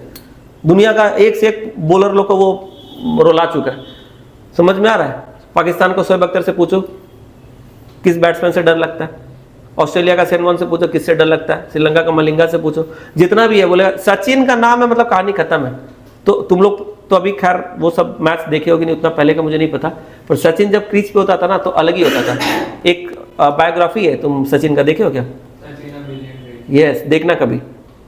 तो वो उसमें दिखाता है, और वो मैच उस तरह का हम लोग देखे, जब सचिन आता था ना पिच में तो सचिन सचिन डिग डिग डिग ऐसा करके पूरा स्टेडियम ये करता था। ये एक मतलब स्लोगन जैसा था, पूरा एकदम गूज बम्प आ जाएगा ऐसा था। तो ये सब ऐसे सीनियर प्लेयर को लीड करना इतना आसान नहीं था, लेकिन धोनी ने वो किया, बोल के सबको लेके समझा के। आप प्रेशर नहीं दे सकते अपने सीनियर पर, समझा के। लेकिन कुछ ऐसे भी लोग थे जो कहीं ना कहीं सीरियसली नहीं ले रहे थे, अरे नया है, अभी छोटा है, यंग है, हम लोग इतने साल खेल चुके, इतना हमारा रिकॉर्ड है, इतना हमारा एक्सपीरियंस है, ये अभी आके हम लोग को सिखा रहा है, बता रहा है, ज्ञानबाजी कर रहा है। लास्ट में मजबूरी में क्या किया मालूम है? सचिन ने हटा दिया। पहले प्यार से मिल के समझा के अपने तरफ से रिक्वेस्ट करके ट्राई किया, जो माना समझा ठीक है, नहीं तो बहुत लोगों को उसने हटा दिया, सबको पता है। और इसके वजह से बहुत नाम भी खराब हुआ धोनी का, कि इतना सीनियर प्लेयर को हटा दिया, इसको हटा दिया, उसको हटा दिया। लेकिन धोनी का एकदम गोल क्लियर था, मालूम है क्या? उसका गोल एक ही था कि टीम ऑलरेडी बहुत टाइम से खराब फॉर्म में चल रही है, टीम जो है ये ऑलरेडी खराब परफॉर्मेंस दे रही है, टीम का नाम ऑलरेडी खराब हो चुका है, बदनाम हो चुका है। ऐसे कंडीशन में मुझे कैप्टन बनाया गया है, मेरी जिम्मेदारी है कि मेरे को मैच जिताना है, ये नहीं कि मेरे को सचिन और धोनी और इसको उसको खुश करना है, नहीं, खुश नहीं करना है, मेरे को देश को जिताना है, टीम को जिताना है, नाम अपने देश का ऊंचा करना है। अब इसके लिए मेरे को कुछ करना पड़े करे, मुझे अपने सीनियर को अगर लगेगा टीम से आउट करना तो वो भी कर देंगे। और लास्ट में वही किया, वो बहुत सारे प्लेयर को वो क्या किया, टीम से ही निकाल दिया, हटा दिया। इसके लिए बहुत लोगों ने क्रिटिसाइज किया, लेकिन बाद में क्या हुआ, बाद में धीरे धीरे करके देखो फॉर्म चेंज हो गया, और सबको समझ में आ गया कि धोनी अगर कैप्टन है तो किसी को भी हटा देगा। तो लोग के पास एक ही ऑप्शन था, अब थोड़ा सा इज्जत से प्रैक्टिस करो, परफॉर्मेंस दो, अदरवाइज शायद नेक्स्ट मैच में हम नहीं जाएंगे। तो लोगों ने खुद के ऊपर काम किया, इंप्रूवमेंट किया, धोनी के साथ थोड़ा सा माइंडसेट मिला के टीम वर्क कोऑर्डिनेशन मेंटेन किया, और जिसने नहीं किया टीम से आउट। और देखो इतना जो उसने सोचा, उसने अपने इंडिविजुअल इंटरेस्ट के बारे में नहीं सोचा, किसी एक प्लेयर के बारे में नहीं सोचा, उसने देश के बारे में सोचा, टीम के बारे में सोचा। तो इसके वजह से तुम लोग को भी पता है धोनी ने अपने कैप्टनशिप में कितने सारे मैचेस जिताए, कितना अच्छा परफॉर्मेंस हुआ, वर्ल्ड कप आया, T20 आया, सब कुछ। तो ये सब क्यों? क्योंकि वो उसके अंदर वो क्वालिटी था। तो आप कंपनी में भी जब जाओगे ना, आपको बहुत सारे लोग मिलेंगे, आपके एज से ज्यादा उम्र के लोग आपके नीचे काम कर रहे होंगे। आप अगर मान लो 25, 28, 30 साल के हो, तो हो सकता है आपके नीचे कोई इंसान काम कर रहा है, वो 40, 45, 50 साल का है, आपसे पुराना एम्प्लॉय, आपको आए हुए कंपनी में 1 साल 1.5 साल हुआ है, वो 15 साल से काम कर रहा है, नॉलेज काफी ज्यादा, एक्सपीरियंस काफी ज्यादा, उम्र में भी आपसे ज्यादा है। बोलेगा ये नया नया मैनेजर भी आया है, नया नया भी MBA करके 25 साल का लड़का, हम तो 45 साल के, हमको क्या सिखाएगा? मतलब समझ रहे, अपना एक अलग उन लोग का ये रहता है। ऐसे लोगों से डील करना अपने आप में एक चैलेंजिंग टास्क है। तो जब आप मैनेजर होते हो ना, किसी कंपनी में जब आप लीड करते हो ना किसी पोजीशन पे, तो आपको कैसे कैसे लोगों से डील करना पड़ता है, ये मतलब वही जानता है जो उस पोजीशन पे होता है। और इन्हीं लोगों के साथ डील करते हुए आपको अपना स्किल दिखाना है। कोई आपसे बड़ा हो, उससे भी काम निकलवाने का कला होना चाहिए, आपसे कोई छोटा हो, उससे काम निकलवाने का कला होना चाहिए। सीनियर जूनियर, अपने पीयर ग्रुप के कलीग्स को, सबको लेकर जो चल सकता है ना, वही लीडर है। वही लीडर है, वही मैनेजमेंट अच्छा कर सकता है, क्योंकि आपको हमेशा डाइवर्सिफाइड लोगों के बीच में रहे, कोई सीनियर भी, कोई डिसिप्लिन होगा, कोई इल मैनर्ड होगा। ऐसा भी आदमी होता है कोई इल मैनर्ड है, मतलब उसको डिसिप्लिन नहीं है, पर क्या है मालूम है, वो काम अच्छा करता है। टैलेंटेड है, मैनर नहीं है, ऐसा होता है बहुत लोग। टैलेंटेड है, क्वालिटी है, मैनर नहीं है। आपको पसंद नहीं आ रहा है कि यार इसका तो कोई आने का टाइम नहीं, आता है लेट, जाता है जल्दी, जितना देर रहता है वो भी इधर उधर टाइम पास करता है, ठीक से नहीं करता है, लेकिन तुमको ये भी पता है कि ये टैलेंटेड, इसको हटा नहीं सकते। क्यों? क्योंकि हटाएंगे तो यार काम अटक जाएगा। तुम देखे थे 3 इडियट में क्या दिखाता है, आमिर खान टैलेंटेड है लेकिन इल मैनर्ड है। इल मैनर्ड ही बोलोगे, जब मन कर रहा है घूम रहा है, फिर रहा है, टीचर से फालतू का बकवास कर रहा है। पिक्चर है, दिखा दिया उसमें, पर वही है ना, मशीन है, पैंट का जिप ऊपर नीचे कर रहा है। वो टीचर तो चौक फेंक के मारा, हम रहते तो कान में मारते, एक करपट्टा लाल कर देते। ये कोई तरीका है? मतलब there should be a discipline ना when you are talking to a teacher, maybe you are very smart, जो भी है, पर आप ऐसा करके बताओ मशीन है, अप डाउन, देखिए वो सीन। तो इल मैनर्ड था, लेकिन था बंदा टैलेंटेड। ऐसे बहुत लोग कंपनी में भी आपको मिलेंगे, तरीका नहीं है, बातचीत का कोई ढंग नहीं है, कोई बिहेवियर बोल के कुछ नहीं है, ड्रेसिंग सेंस नहीं है, पागल की तरह, बेवकूफ की तरह हरकत करता रहता है, लेकिन है उसके अंदर टैलेंट। जब कंपनी का कोई काम का बात आता ना, तो वही सबसे अच्छा परफॉर्म करता है। तो ऐसे में इन लोगों के साथ डील करना बहुत डिफिकल्ट है। तो मैनेजमेंट अपने आप में इतना डायनेमिक प्रोसेस है कि हम लोग जो थ्योरी में पढ़ रही है, तो जितना बोरिंग लग रहा है, रियल लाइफ में ये इतनी चैलेंजिंग चीज है। समझ में आ रहा है? हम भी पढ़ा रहे, कितने तरह के स्टूडेंट से डील करते हैं, सोचो। मतलब maintaining a class itself is a kind of management. Class को भी तो मैनेज करना ही पड़ता है ना। समझ में आ रहा है? तो देखो, management helps in achieving group गोल। एक ग्रुप के गोल को अचीव करना है, ग्रुप का गोल। समझ में आ रहा है? अभी जैसे अगर क्लास में मेरा क्या ऑब्जेक्टिव है कि मेरे यहां से मैक्सिमम बच्चे अच्छा रिजल्ट करें, मैक्सिमम बच्चे अपने क्लास में, अपने बोर्ड्स में अच्छा रिजल्ट करें, दिस इज माय गोल। ये मेरा गोल नहीं है कि ठीक है यार कोई एडमिशन ले लिया और मेरे को फीस मिल गया, ठीक है, ये बिजनेस का गोल हो सकता है, पर एज अ टीचर मेरा गोल है कि मेरे ग्रुप में, मेरे अंडर में जितने भी बच्चे जो मेरे से क्लासेस ले रहे हैं, उन सभी के परफॉर्मेंस को मैं कैसे इंप्रूव कर सकूं, जहां उनको दिक्कत आ रहा है उनको मैं कैसे हेल्प कर सकूं, ये एक गोल होना चाहिए। तो यही है, management helps in achieving group goal. Management increases efficiency. Management अगर अच्छा है ना, तो एफिशिएंसी भी बढ़ जाता है, क्योंकि एकदम नॉर्मल सी बात है। देखो, जब कोई सीनियर अच्छा होता है ना, लीडर अच्छा होता है ना, तो उसके नीचे काम करने वाले जो उसके फॉलोअर्स होते हैं, सबऑर्डिनेट्स होते हैं, वो लोग भी बहुत डिसिप्लिन होकर सिंसियरिटी से काम करते हैं। जब ऊपर वाला बंदा जो है, जो हेड है, जो मैनेजर है, अगर वही ढीला है, तो उसका नीचे वाला क्या होगा, वो और ढीला हो जाएगा। मतलब क्या होता है ना, आपके जो जूनियर है वो नहीं करेंगे जो आप बोलोगे, आपके जूनियर वो करेंगे जो आप करोगे। तुमको समझ में आ रहा है?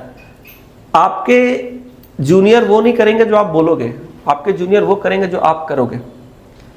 जब हम लोग अपना सेंटर स्टार्ट किए थे बहुत साल पहले, तो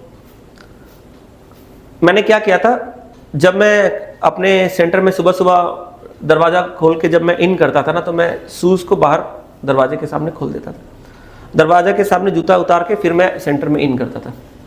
अब मैंने किसी को आज तक नहीं बोला कि जूता बाहर खोल के आना है, क्योंकि मैं जब खोल के जाता था तो मेरे बाद जो ऑफिस में स्टाफ आता था, मेरा फ्रेंड था, मेरा पार्टनर, वो आता था, वो लोग भी देखता था कि सूरज दरवाजा उतार के अंदर घुस रहा है, तो वो लोग भी दरवाजा जूते को दरवाजे पे उतार के क्या करता था, वो भी अंदर आता था। और जब 2-3 जूता बाहर खुला है, तो बाकी जो स्टूडेंट्स या पेरेंट्स कोई भी आते थे, वो भी क्या करते थे, जूता सामने उतार के फिर वो अंदर आते थे। तो ये बोला नहीं गया, मैं किया, बाकी लोगों ने फॉलो किया। तो लीडर वही होता है, लीडर को बोलना नहीं है। लीडर और बॉस में डिफरेंस होता है। Boss means you are giving orders, it means you are a boss. Leaders जो होते हैं वो डेमोन्स्ट्रेट करते हैं। You will have to do what you want your followers to follow. समझ में आ रहा है? गांधी जी अगर बोलेंगे कि चलो धरना करो, तो उनके बोलने पे सब थोड़ी धरना करेगा। गांधी जी बोले चलो धरना करते हैं, खुद निकल के लाठी पकड़ कर। जब वो खुद निकल रहे, आंदोलन करने निकल रहे, या धरना करने निकल रहे, या कोई भी तरह का है ना प्रोसेशन में निकल रहे हैं, अब क्योंकि वो खुद निकल रहे हैं, तो सब लोग बोल रहे हैं गांधी जी चल रहे हैं, खाली पैर चल रहे हैं, इस उम्र में भी चल रहे हैं, चलो हम भी इसका साथ देते हैं। तो वो खुद ही ऑटोमेटिकली लोग उनके पीछे निकल गए। किसी भी लीडर का ये क्वालिटी होता है, जो आप करोगे ना, बिना बोले आपके जूनियर करेंगे। आर्मी में भी क्या होता है मालूम है? सेम रूल होता है। आर्मी में अगर कोई सीनियर, मान लो कोई कमांडर है, उसके अंडर में एक पर्टिकुलर बटालियन है, उसमें कुछ लोग हैं, और उसको डिमॉन्स्ट्रेट करना पड़ेगा, लीडरशिप, ये वो, अग्रेशन, सब कुछ। अगर वो बोला खाली ऑर्डर है तुम ये करो तुम वो करो, वो खुद नहीं कर रहा है, ऐसा नहीं होगा। तो army like discipline, army like courage चाहिए होता है। मैनेजमेंट भी वैसा ही है। आर्मी का अपना रोल अलग है, बाकी सबका रोल अलग है। जैसे क्रिकेट, वहां पर वो एक अलग एरिया है, हर तरीके का एक अलग अलग एरिया होता है। पर मैनेजमेंट सब जगह चाहिए, हर जगह मैनेजमेंट चाहिए, कंपनी में भी चाहिए, बिजनेस में भी चाहिए। तो आपको अपने एम्प्लॉय से क्या करवाना है पहले खुद तो करो।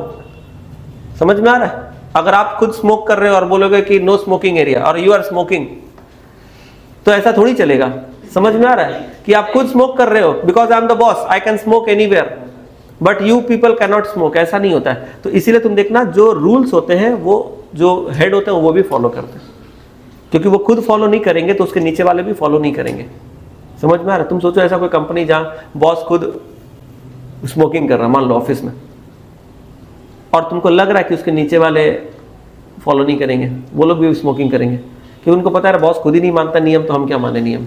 ऑफिस में लगा हुआ नो स्मोकिंग, बट वो खुद ही नहीं मान रहा यार, तो नीचे वाला क्यों मानेगा। तुमको समझ में आ रहा है? तो leader, manager has to demonstrate. तो इससे क्या होगा, अगर तुम सही तरीके से काम करते हो, इफेक्टिवली काम करते हो, वो लोग खुद ही फॉलो करेंगे, लोगों का एफिशिएंसी बढ़ेगा। तो मैनेजमेंट इंक्रीजेस एफिशिएंसी। एक बार इसको रीड करते, देखो क्या बोल रहा है, ध्यान से देखो। Management tries to integrate the objective of individual along with the organizational goal. बोल रहा है कि इंडिविजुअल पर्सन की जो भी ऑब्जेक्टिव है, इंडिविजुअल ऑब्जेक्टिव को इंटीग्रेट करना किसके साथ, ग्रुप ऑब्जेक्टिव या ऑर्गेनाइजेशन के ऑब्जेक्टिव के साथ। यानी कि अगर देखो, हर एक इंडिविजुअल एम्प्लॉय का क्या ऑब्जेक्टिव है, ज्यादा अर्न करना। हर कोई सोच रहा है कि मेरे को ज्यादा पैसा मिले, ज्यादा सैलरी मिले, ज्यादा इनकम हो मेरा।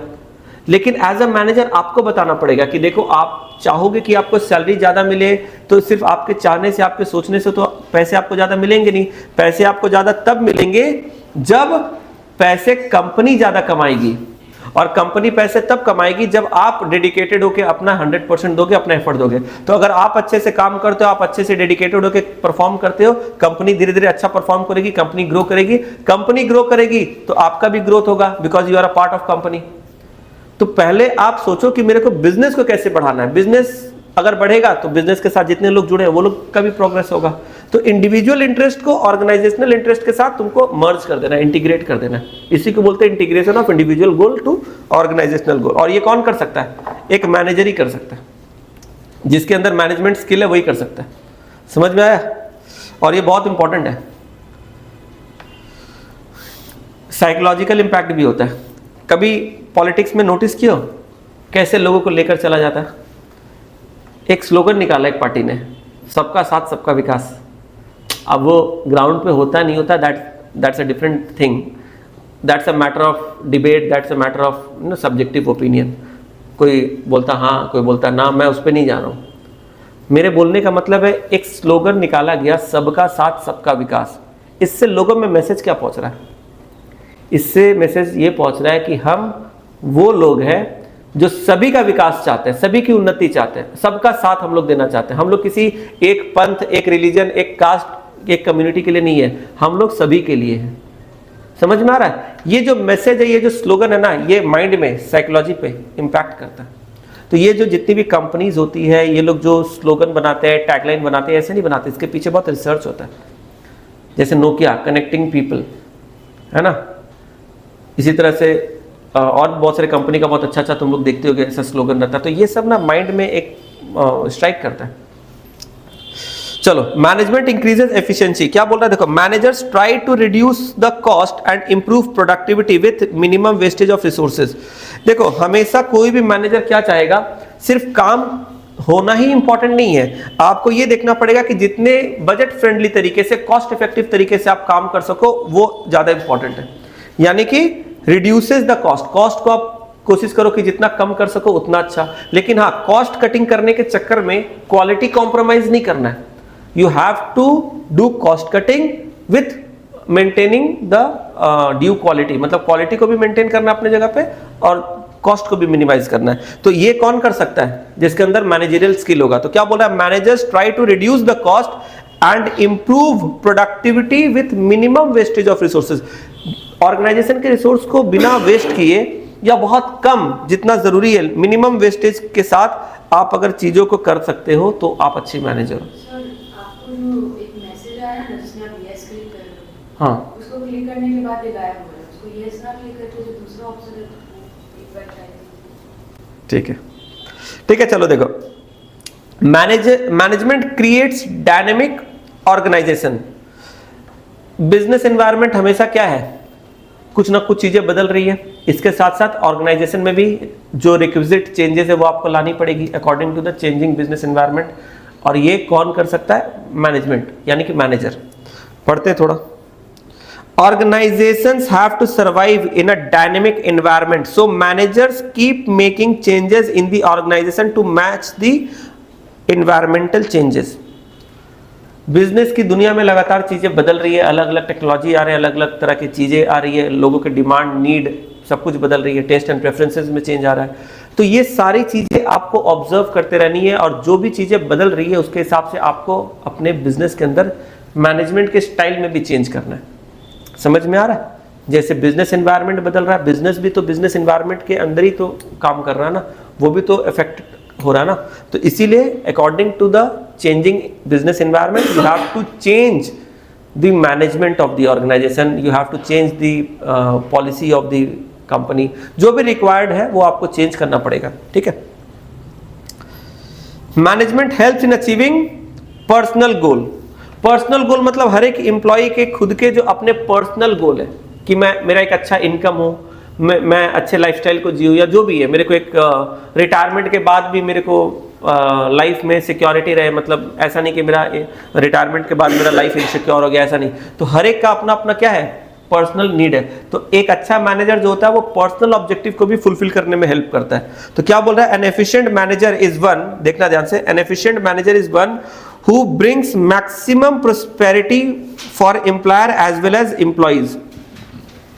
मैनेजर जो होते हैं ना, एम्प्लॉयर मतलब जो बिजनेस के मालिक है, जो बॉस है, जो हेड है, जो टॉप मोस्ट पर्सन है वो, और आपके नीचे जो काम करने वाले जो सबऑर्डिनेट्स है, जूनियर्स है, वो एम्प्लॉय। आप उन दोनों के लिए अच्छा सोच रहे हो। आपको ऐसा डिसीजन लेना है, बिजनेस को इस तरीके से मैनेज करना है कि जो एम्प्लॉयर है वो लोग भी खुश रहे, साथ साथ जो काम करने वाले एम्प्लॉय है वो भी खुश रहे, दोनों का फायदा हो। मतलब वही फिर से सबका साथ सबका विकास। देख रहे हो, लग रहा पूरा मतलब बिजनेस स्टडीज पढ़ा है क्या बीजेपी पार्टी का कोई लीडर? हाँ, सबका साथ सबका विकास मतलब आपके सीनियर्स, बॉस, इन्वेस्टर्स, ओनर्स, वो लोग भी खुश रहे, उनको भी अपना फायदा मिलता रहे, आपके साथ काम करने वाले एम्प्लॉय वो भी खुश रहे। समझ में आया? यही बोल रहा है। Managers lead the people in such a manner that along with organizational goal individual goal of employees is also achieved. मतलब आपको ऑर्गेनाइजेशनल गोल के साथ ये भी ध्यान रखना है कि एम्प्लॉय का इंडिविजुअल गोल भी अचीव हो। जैसे फॉर एग्जाम्पल, हर एक इंसान चाहता है कि हमारे बच्चे अच्छे स्कूल में पढ़े, लेकिन बहुत लोग अफोर्ड नहीं कर सकते। बहुत अच्छे अच्छे जो टॉप स्कूल्स होते हैं, प्राइवेट स्कूल्स होते हैं, उनकी फीस काफ़ी ज़्यादा होती है, चार्जेस काफ़ी ज़्यादा होते हैं। लेकिन हर किसी का सपना होता है कि हमारे बच्चे ऐसे स्कूल में पढ़े, शायद मैं नहीं पढ़ पाया पर हमारे बच्चे ज़रूर पढ़े। मान लो कोई ऐसी कंपनी है, वो बोलता है कि अगर आप हमारे एम्प्लॉय हो तो आप टेंशन मत लो, आपके बच्चे को जो भी स्कूल फीस है उसके पढ़ाई के लिए हम आपको अलग से अलावेंस देंगे। अलावेंस समझते हो? कंपनी में बहुत सारे अलावेंसेज होते हैं, मतलब सैलरी के अलावा कई और भी चीज़ों के लिए पेमेंट दिया जाता है, उसको अलावेंसेस बोलते हैं। सुने हो कभी? तो अलावेंसेस का मतलब होता है कंपनी अपने एम्प्लॉय को डिफरेंट पर्पस के लिए, वेरियस पर्पस के लिए एक्स्ट्रा पेमेंट कर रही है, एक्स्ट्रा पेमेंट। जैसे कोई कंपनी है वो टेलीफोन के लिए अलग से पैसा देती है कि आपका जो भी टेलीफोन का चार्जेस आएगा वो कंपनी पे करेगी। टेलीफोन का बिल कौन पे करेगी? कंपनी। इसको बोलते हैं टेलीफोन अलायंस। आप बिजनेस पर्पस के लिए कहीं पर ट्रैवल करते हो, आपका जो भी ट्रैवलिंग का कॉस्ट आएगा वो कंपनी पे करेगी, उसको बोलते हैं ट्रैवल अलाउंस।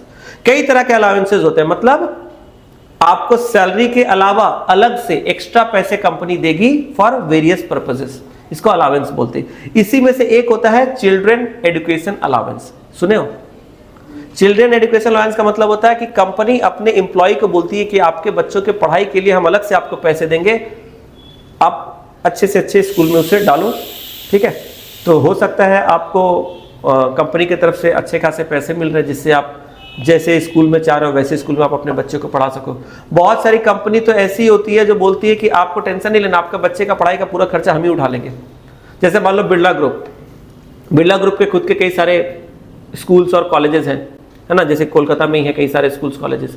अब मान लो बिरला ग्रुप का कोई एम्प्लॉय है और वो एम्प्लॉय को एक एक्स्ट्रा फैसिलिटी मिला है, आप हमारे यहाँ काम कर रहे हो, आपको सैलरी वगैरह जो मिलना है वो तो ऐसा सच मिलेगा ही, लेकिन अदर देन दैट आपके बच्चों को हम लोग एक स्पेशल प्रिविलेज देते हैं। क्या प्रिविलेज देते हैं कि आपको हमारे स्कूल में पढ़ने का मौका मिलेगा, जो कि एडमिशन लेना काफी डिफिकल्ट होता है या फिर फीस काफी ज्यादा होती है, पर आप हमारे एम्प्लॉय हो तो आपके बच्चे को प्रायोरिटी दी जाएगी, प्रेफरेंस दी जाएगी, या हो सकता है फीस में भी वेवर मिल जाएगा, कुछ कंसेशन मिल जाएगा, या कंपनी पूरा 100% स्पॉन्सर कर देगी फीस, या 50% स्पॉन्सर करेगी, आपको सिर्फ हाफ फीस देना है तो भी बहुत है।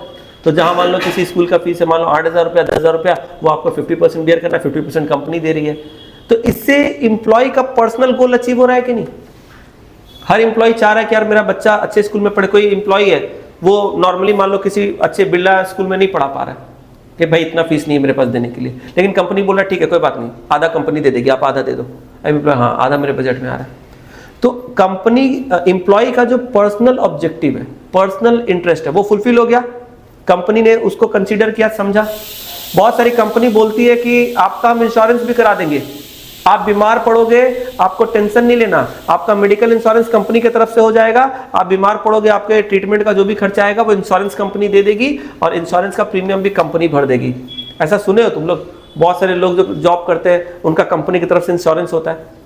तो ये क्या है? पर्सनल ऑब्जेक्टिव ही तो है। कंपनी का थोड़ी जिम्मेदारी यार इंश्योरेंस कराना एम्प्लॉय का, पर कंपनी बोली नहीं नहीं नहीं, आपके स्वास्थ्य के लिए हम कंसर्न्ड है, आपका हेल्थ अच्छा रहे हम यही चाहते हैं। तो इसीलिए बाई चांस अगर कभी मेडिकल कुछ इमरजेंसी हो जाए, आपको ट्रीटमेंट के लिए अगर कहीं हॉस्पिटल वगैरह में एडमिट होना पड़े, तो आप कभी भी चिंता मत करना, रुपया पैसा के बारे में मत सोचना, हम आपके लिए इंश्योरेंस करवा देते हैं, जो भी खर्चा होगा इंश्योरेंस कंपनी दे देगी, 100%, 70%, 80% जो भी है।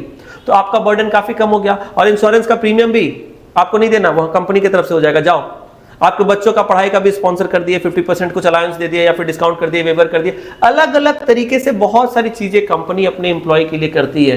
यानी कि ये सब क्यों कर रही है? एम्प्लॉय के पर्सनल ऑब्जेक्टिव के लिए तो कर रही है। तो यही है, management helps in achieving personal objective. Employee को यही तो चाहिए कि अगर जरूरत पड़े तो अच्छे हॉस्पिटल में इलाज हो सके मेरा या मेरे परिवार का, मेरे बच्चे अच्छे स्कूल में पढ़े, वेकेशन, कभी कभी कंपनी तो वेकेशन भी स्पॉन्सर कर देती है। अगर कोई एम्प्लॉय अच्छा काम करा, ठीक है साल में चलो कंपनी की तरफ से एक वेकेशन, पूरा अप डाउन, है ना, मतलब क्या बोलते हैं, स्पाउस विथ 2 चिल्ड्रन, ऐसा करके रहता है उन लोग का पैकेज रहता है, एक ट्रैवल पैकेज दे दिए, 1 हफ्ते के लिए जाइए घूम के आइए। कई जगह पे बहुत तरह की चीजें होती है, मतलब अलग अलग कंपनी अपने तरीके से करते हैं। तो ये सब क्या पर्सनल ऑब्जेक्टिव। तो मैनेजमेंट अगर अच्छा रहेगा ना, मैनेजमेंट अगर अच्छा रहेगा तो हमेशा वो अपने लिए सिर्फ नहीं सोचेगा, अपने एम्प्लॉय के लिए भी सोचेगा। मैनेजमेंट कंपनी के गोल को भी अचीव करने का कोशिश करेगा, एम्प्लॉय के पर्सनल गोल को भी अचीव करने का कोशिश करेगा। इसलिए मैनेजमेंट बहुत इंपॉर्टेंट है, किस तरह का मैनेजमेंट है। और यहीं पर तुम देखोगे किसी कंपनी में अगर मैनेजमेंट खराब है, वो सिर्फ अपने बारे में सोच रहा है, उसको एम्प्लॉय से कोई मतलब नहीं है, एम्प्लॉय के पर्सनल इंटरेस्ट, पर्सनल गोल से कोई मतलब नहीं है, ऐसा कंपनी नहीं चलेगा। एग्जाम्पल, एक एडटेक कंपनी रिसेंटली बहुत तेजी से काफी नाम हुआ था और काफी यूनिकॉर्न बन गई थी, इंडिया की फर्स्ट एडटेक कंपनी। प्रोडक्ट उनके काफ़ी पॉपुलर, डायनेमिक थे, बहुत ही साइंटिफिक थे, लेकिन उसने इतना प्रेशर डाल दिया अपने मार्केटिंग के बंदों पर कि पागल हो गया आदमी। उनके जो कोर्सेज लेने वाले जो पेरेंट्स हैं वो लोग भी पागल हो गए कि यार ये तो पीछे ही पड़ गया यार। हर जो मार्केटिंग का बंदा, जो कॉलर था या जो काउंसलर था, वो लोग भी एकदम पीछे लग के कोर्स चाह रहे कि आप खरीदो। क्या हुआ कंपनी का? कितना दिन चल गया? तो आप सिर्फ अपने इंटरेस्ट के बारे में सोच रहे हो, आप एम्प्लॉय के पर्सनल गोल, पर्सनल इंटरेस्ट के बारे में नहीं सोच रहे हो। तो अगर ऐसा कोई कंपनी है जो सिर्फ अपने ऑर्गेनाइजेशनल गोल को फोकस कर रहा है, एम्प्लॉय का पर्सनल, एम्प्लॉय वहां पर स्ट्रेस्ड है, माथा खराब हो जा रहा है। अभी रिसेंटली तुम लोगों ने सुना किसी ने सुसाइड कर लिया था वर्क प्रेशर में, समझ में आ रहा है? न्यूज अगर देखोगे तो तुमको ऐसे बहुत सारे केसेस होते रहते हैं। देखो ऐसे बहुत सारी चीजें होती रहती है। तो कोई भी अच्छा मैनेजर वो होता है जो दोनों के लिए काम करे। आपको आपके एम्प्लॉयर को भी खुश रखना है, आपको आपके एम्प्लॉय को भी खुश रखना है, आपको दोनों की प्रोस्पेरिटी, दोनों के लिए आपको विन विन सिचुएशन क्रिएट करना है। ऑर्गेनाइजेशन भी ग्रो होता रहे, एम्प्लॉय भी खुश रहे, दोनों फ्लरिश करे साथ साथ में। समझ में आ रहा है? यही है management helps in achieving personal objective. ये जितने भी चीज हम लोग पढ़ रहे हैं ना एकदम रियल लाइफ से कोरिलेटेड, और एक एग्जांपल के साथ समझोगे ना तो तुमको समझ में आएगा। ये जो छोटा सा पैराग्राफ लिख रहा है ये एग्जाम के हिसाब से अपने कोई क्वेश्चन या एक थ्योरी का एक पैराग्राफ दिख रहा है, पर ये सारी चीजें बहुत रिलेवेंट है। रियल लाइफ में ये सब चीज होता है काम, और एक एक कंपनी जो ये चीजों को फॉलो नहीं करता है इसको कितना खराब इसका असर पड़ता है। कंपनी एक गलत डिसीजन, गलत मैनेजमेंट की वजह से डूब जाती है, अच्छे मैनेजमेंट की वजह से कहां से कहां पहुंच जाती है। तो ये सारी चीजें अभी आपके सिलेबस के हिसाब से आपको इंटरेस्टिंग या बोरिंग लग सकती है, पर रियल लाइफ के हिसाब से बहुत इंपॉर्टेंट है। Management helps in development of society. Management directly तो सोसाइटी को डेवलप नहीं करता, पर इनडायरेक्टली सोसाइटी के डेवलपमेंट में रोल प्ले करते हैं। क्या बोलते हैं देखो, efficient management always has multiple objective. They give due importance to social obligations towards different group of people such as employee, customer, supplier, etc. It insists on providing quality goods, competitive salary, create employment opportunity, etc. यानी कि जो एक अच्छा efficient management होता है वो multiple objective को साथ में लेकर चलता है, और वो डिफरेंट ग्रुप ऑफ पीपल सभी के बारे में सोचता है, जैसे कि कस्टमर, सप्लायर, एम्प्लॉय, सभी के बारे में वो सोचता है, किसी के साथ गलत नहीं होने देता। कस्टमर के बारे में भी सोचता है कि उसको सही क्वालिटी का गुड्स दे, सही प्राइस पे दे। आपके जो एम्प्लॉयज है उसको भी सोचता है कि जो कॉम्पिटिटिव सैलरी है जो इंडस्ट्री स्टैंडर्ड के हिसाब से मिलना चाहिए वो दे। सप्लायर के बारे में भी सोचता है कि उसको टाइमली पेमेंट वगैरह करे। मतलब you have to take care of everybody. ऐसा नहीं कि बस आपको अपना ही सोचते रहना, सबके बारे में सोचना है। यही एफिशिएंट मैनेजर होता है। तो एक एफिशिएंट मैनेजमेंट जो होता है वो क्या करता है, सभी के बारे में सोचता है। देखो, एम्प्लॉय, कस्टमर, सप्लायर, सभी के बारे में, ठीक है। Social obligation towards different group of people. वो क्या करता है, क्वालिटी गुड्स देता है, कॉम्पिटिटिव सैलरी देता है, एम्प्लॉयमेंट अपॉर्चुनिटी क्रिएट करता है, ये सारा चीज बोल रहा है। और ये सब चीज जब होता है तो इससे क्या होता है, सोसाइटी ग्रो करता है। अगर मार्केट में अच्छी क्वालिटी के गुड्स एंड सर्विसेज अवेलेबल है, लोगों को एम्प्लॉयमेंट मिल रहा है, सैलरी इंडस्ट्री स्टैंडर्ड पे कॉम्पिटिटिव सैलरी मिल रहा है, लोगों का लिविंग स्टैंडर्ड बढ़ रहा है, इनकम बढ़ रहा है, जीडीपी बढ़ रहा है, सोसाइटी कंट्री ग्रो कर रहा है, तो मतलब not directly but indirectly society को कंट्रीब्यूट तो कर ही रहा है ना। अब जहाँ पर कंपनी का मैनेजमेंट अच्छा होता है तो कंपनी ग्रो करती है। कंपनी ग्रो करती है तो वेरियस वेज में सोसाइटी और इकोनॉमी और कंट्री सब इंप्रूव करती है। आज हम लोग किसी कंट्री को बोलते हैं कि डेवलप्ड है। क्यों डेवलप है? क्योंकि वहाँ पर इंडस्ट्रियली उन लोगों ने अपने आप को काफ़ी ग्रो किया है ना, बिजनेसेस काफ़ी हैं, बहुत सारे अपॉर्चुनिटीज़ है, तभी तो हम लोग बोलते हैं डेवलप्ड है। कोई कंट्री अब बोलते हैं हम लोग डेवलप नहीं है। क्यों डेवलप नहीं? क्योंकि वहाँ पर कोई अच्छा कंपनी नहीं है, कोई प्रॉपर वहाँ पर एम्प्लॉयमेंट अपॉर्चुनिटी नहीं है। तो ये घूम फिर कर वही तो चीज़ है ना। जैसे आज हम लोग बोलते हैं, देखो अगर कि कोई इंजीनियर करता है टेक के लिए इंडिया में, बैंगलोर, क्यों? क्योंकि टेक हब है, सारी टेक कंपनी वहीं पर है। तो इतनी सारी कंपनीज ओपन हुई, इसकी वजह से आज वहाँ की इकोनॉमी देखो, वहाँ की सोसाइटी कितनी डेवलप हो गई, एम्प्लॉयमेंट अपॉर्चुनिटी मिल रही है, सबको अच्छा खासा इनकम मिल रहा है। तो इसी तरीके से कुछ जगह डेवलप होती है, कुछ जगह अंडर डेवलप होती है। क्यों? डिपेंड करता है वहाँ पर बिजनेस अपॉर्चुनिटी कितनी है, मैनेजमेंट कैसा है। ठीक है, चलो एक केस स्टडी है, इतना कुछ पढ़े तो चलो एक केस स्टडी पढ़ लेते हैं थोड़ा, ठीक है। हालांकि हर एक केस स्टडी मैं एक एक करके रीड तो नहीं करूंगा, पर चलो जहां जहां पर थोड़ा बहुत बीच बीच में लगेगा करेंगे। सिंपल केस स्टडी, अगर कॉन्सेप्ट को ठीक से समझे तो खुद से ही समझ जाओगे। देखो एक केस स्टडी पढ़ते हैं, क्या बोल रहा है ध्यान से देखना। ABC limited is running a chain of fast food restaurant in India.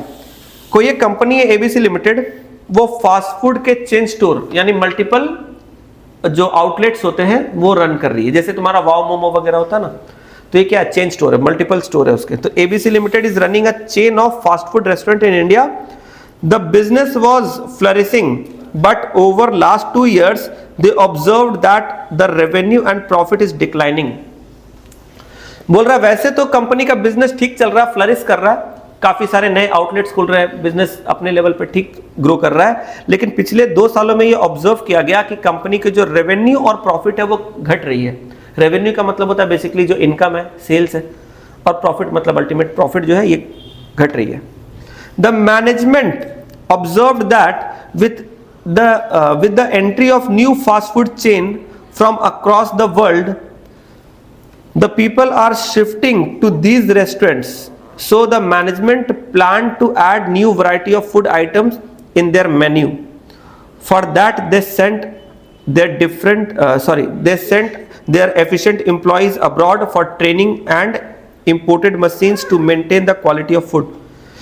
तो जब उन लोगों ने देखा कि कंपनी फ्लरिश कर रही है लेकिन फिर भी रेवेन्यू और प्रॉफिट कम हो रही है, तो उन लोगों ने इसके बारे में जब रिसर्च किया तो पता चला कि बहुत सारे ऐसे दूसरे ब्रांड्स हैं, बहुत सारे ऐसे फॉरेन ब्रांड्स हैं जो अब इंडियन मार्केट में आ रही है अपना फ्रेंचाइज लेकर, आउटलेट लेकर, और बहुत सारे कॉम्पिटिटर्स अपना मार्केट में उतर चुके हैं और हमारे जो कस्टमर हुआ करते थे वो धीरे धीरे करके उनके तरफ शिफ्ट हो रहे हैं। तो अब उन्होंने क्या किया, उन्होंने सोचा कि चलो एक काम करते हैं, अब नया नया तरह का प्रोडक्ट लॉन्च करते हैं। उसने अपने मेन्यू में और नए वैरायटी के प्रोडक्ट लॉन्च कर दिया, मतलब नए फूड आइटम उन्होंने, क्योंकि रेस्टोरेंट है तो नया फूड आइटम उसने अपने मेन्यू में ऐड किया। साथ ही साथ उसने ये भी किया कि चलो यार अपने एम्प्लॉय को ना बाहर भेजते हैं ट्रेनिंग के लिए, ताकि वो सीख पाए कि किस तरह से किस प्रोडक्ट को रेडी करना है। जैसे जो बहुत सारे मल्टी कुजीन रेस्टोरेंट्स होते हैं वहाँ पर आप देखो कंटिनेंटल, थाई, जापानीज, स्पेनिश, दुनिया भर के जो वैरायटीज ऑफ फूड बनते हैं वो उनको प्रॉपरली बनाना पड़ता है। अब अगर आपको जापानीज डिश जाके सीखना है तो आप अगर अपने किसी शेफ को, आप मान लो आप कोई होटल के ओनर या मैनेजर हो, आपने क्या किया, 2 महीने के ट्रेनिंग के लिए, 1 महीने के लिए ट्रेनिंग के लिए आपके बिजनेस के किसी शेफ को आपने जापान भेजा, जाओ जापान में सीख के आओ, सिंगापुर में, ताइवान में, थाईलैंड में जाके सीख के आओ कैसे वहाँ का डिश बनता है। समझ में आ रहा है? वहां से जब कोई सीख के आएगा एकदम एग्जैक्टली जैसा जापान में बनता है, किसी दूसरे कंट्री में बनता है, हर कंट्री का अपना अलग अलग डिश है, वो अगर आप सीख के आए, वहां से ट्रेनिंग लेकर आए, कंपनी ने आपको वो ट्रेनिंग दिलवाया, उसके बाद जब आप आओगे आपके रेस्टोरेंट में आपने भी लॉन्च कर दिया कि यहाँ पर इस तरह का मल्टी कुजिन मिलता है। और अगर कोई मान लो बंदा आया और आपको इंडिया में जापानीज फूड या कोई अलग किसी दूसरे कंट्री का कॉन्टिनेंटल फूड वगैरह मिल रहा है, सेम फ्लेवर, सेम टेस्ट, आपको नहीं लगता आपका बिजनेस ग्रो करेगा? तो इस तरीके से जो बड़ी बड़ी होटल कंपनी होती है, आईटीसी या फिर जो भी, मतलब जैसे कि तुम्हारा जेडब्ल्यू हो गया, ये सारे जो बड़े बड़े ब्रांड्स हैं होटल इंडस्ट्री में, ये लोग अपने एम्प्लॉय को ट्रेनिंग के लिए भेजते हैं। इनके जो शेफ्स होते हैं ये लोग बाहर जाकर ट्रेनिंग वगैरह लेते हैं। तो ये आपने भी किया। आपने क्या किया, जैसे ही आपने ऑब्जर्व किया एज अ मैनेजर, जैसे ही आपने ऑब्जर्व किया कि आपकी इनकम कम हो रही है, प्रॉफिट कम हो रही है, आपने इसका रीजन फाइंड आउट किया। जब रीजन फाइंड आउट किया तो आपको पता चला कि बहुत सारे फॉरेन कंपनी ने भी डोमेस्टिक मार्केट पे कब्जा कर लिया, बहुत सारे कॉम्पिटिटर मार्केट में आ गए हैं, जैसे KFC, आपका मैकडी, इन लोगों की बहुत सारे आउटलेट खुलने लग गई है। तो वहाँ मोमो जो है उसको क्या लग रहा है कि अरे यार ये सब लोग आ गया यहाँ पर, अब तो मेरा मार्केट खा रहा है। समझ में आ रहा है? तो अब लोग जो पहले मोमो खाते थे वाह मोमो में, अब वो जाके KFC में कुछ और खा रहे हैं या कुछ और। तो इसके वजह से अब आपको क्या करना है, आपको कुछ नया देना पड़ेगा। लोग आपके जो एग्जिस्टिंग प्रोडक्ट है उसको छोड़ के बाहर जा रहे हैं, अब आपको कुछ नयापन लाना पड़ेगा। आपने मेन्यू में क्या किया, नया आइटम को ऐड किया, साथ ही साथ आपने एम्प्लॉय को ट्रेनिंग के लिए बाहर भेजा, और प्लस आपने इंपोर्टेड मशीन को इंस्टॉल किया। ठीक है, यहाँ पर 3 बात लिखा है, ध्यान से देखना।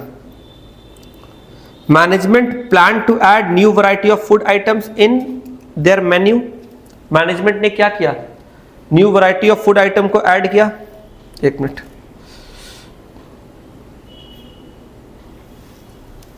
देखो ये सारे जो केस स्टडीज है ना, ये सबसे भी कहीं ना कहीं तुम लोग को समझ में आएगा कि बिजनेस में एक एक चीज कैसे चलती है। देखो मैनेजमेंट ने क्या किया, मैंने येलो कलर से हाईलाइट किया। देखो management planned to add new variety of food item in the menu. तुमने अपने मेन्यू में पहले जो आइटम थे उसके साथ और भी कुछ नए आइटम ऐड कर दिए। सेकंड, तुमने क्या किया, send their efficient employee abroad for training. तुम्हारे जो अच्छे कुछ एम्प्लॉय थे उसको तुमने बाहर भेज दिया, बोला जाओ बाहर से ट्रेनिंग लेके आओ, वहां पर कैसे बनता है, क्या बनाते वो लोग, कैसे बनाते, चलो सीख के आओ, फिर यहां पर हम लोग लॉन्च करेंगे। समझ में आ रहा है? प्लस और तुमने क्या किया, imported machines to maintain quality of food. बाहर में कैसे बनाते, किस तरह के मशीन इक्विपमेंट का यूज करते, तुमने भी मंगवा लिया कि चलो हम भी वैसा एकदम हाई क्वालिटी, ताकि टेस्ट फ्लेवर एकदम बेस्ट क्या एक्सपीरियंस मिले हमारे कस्टमर को।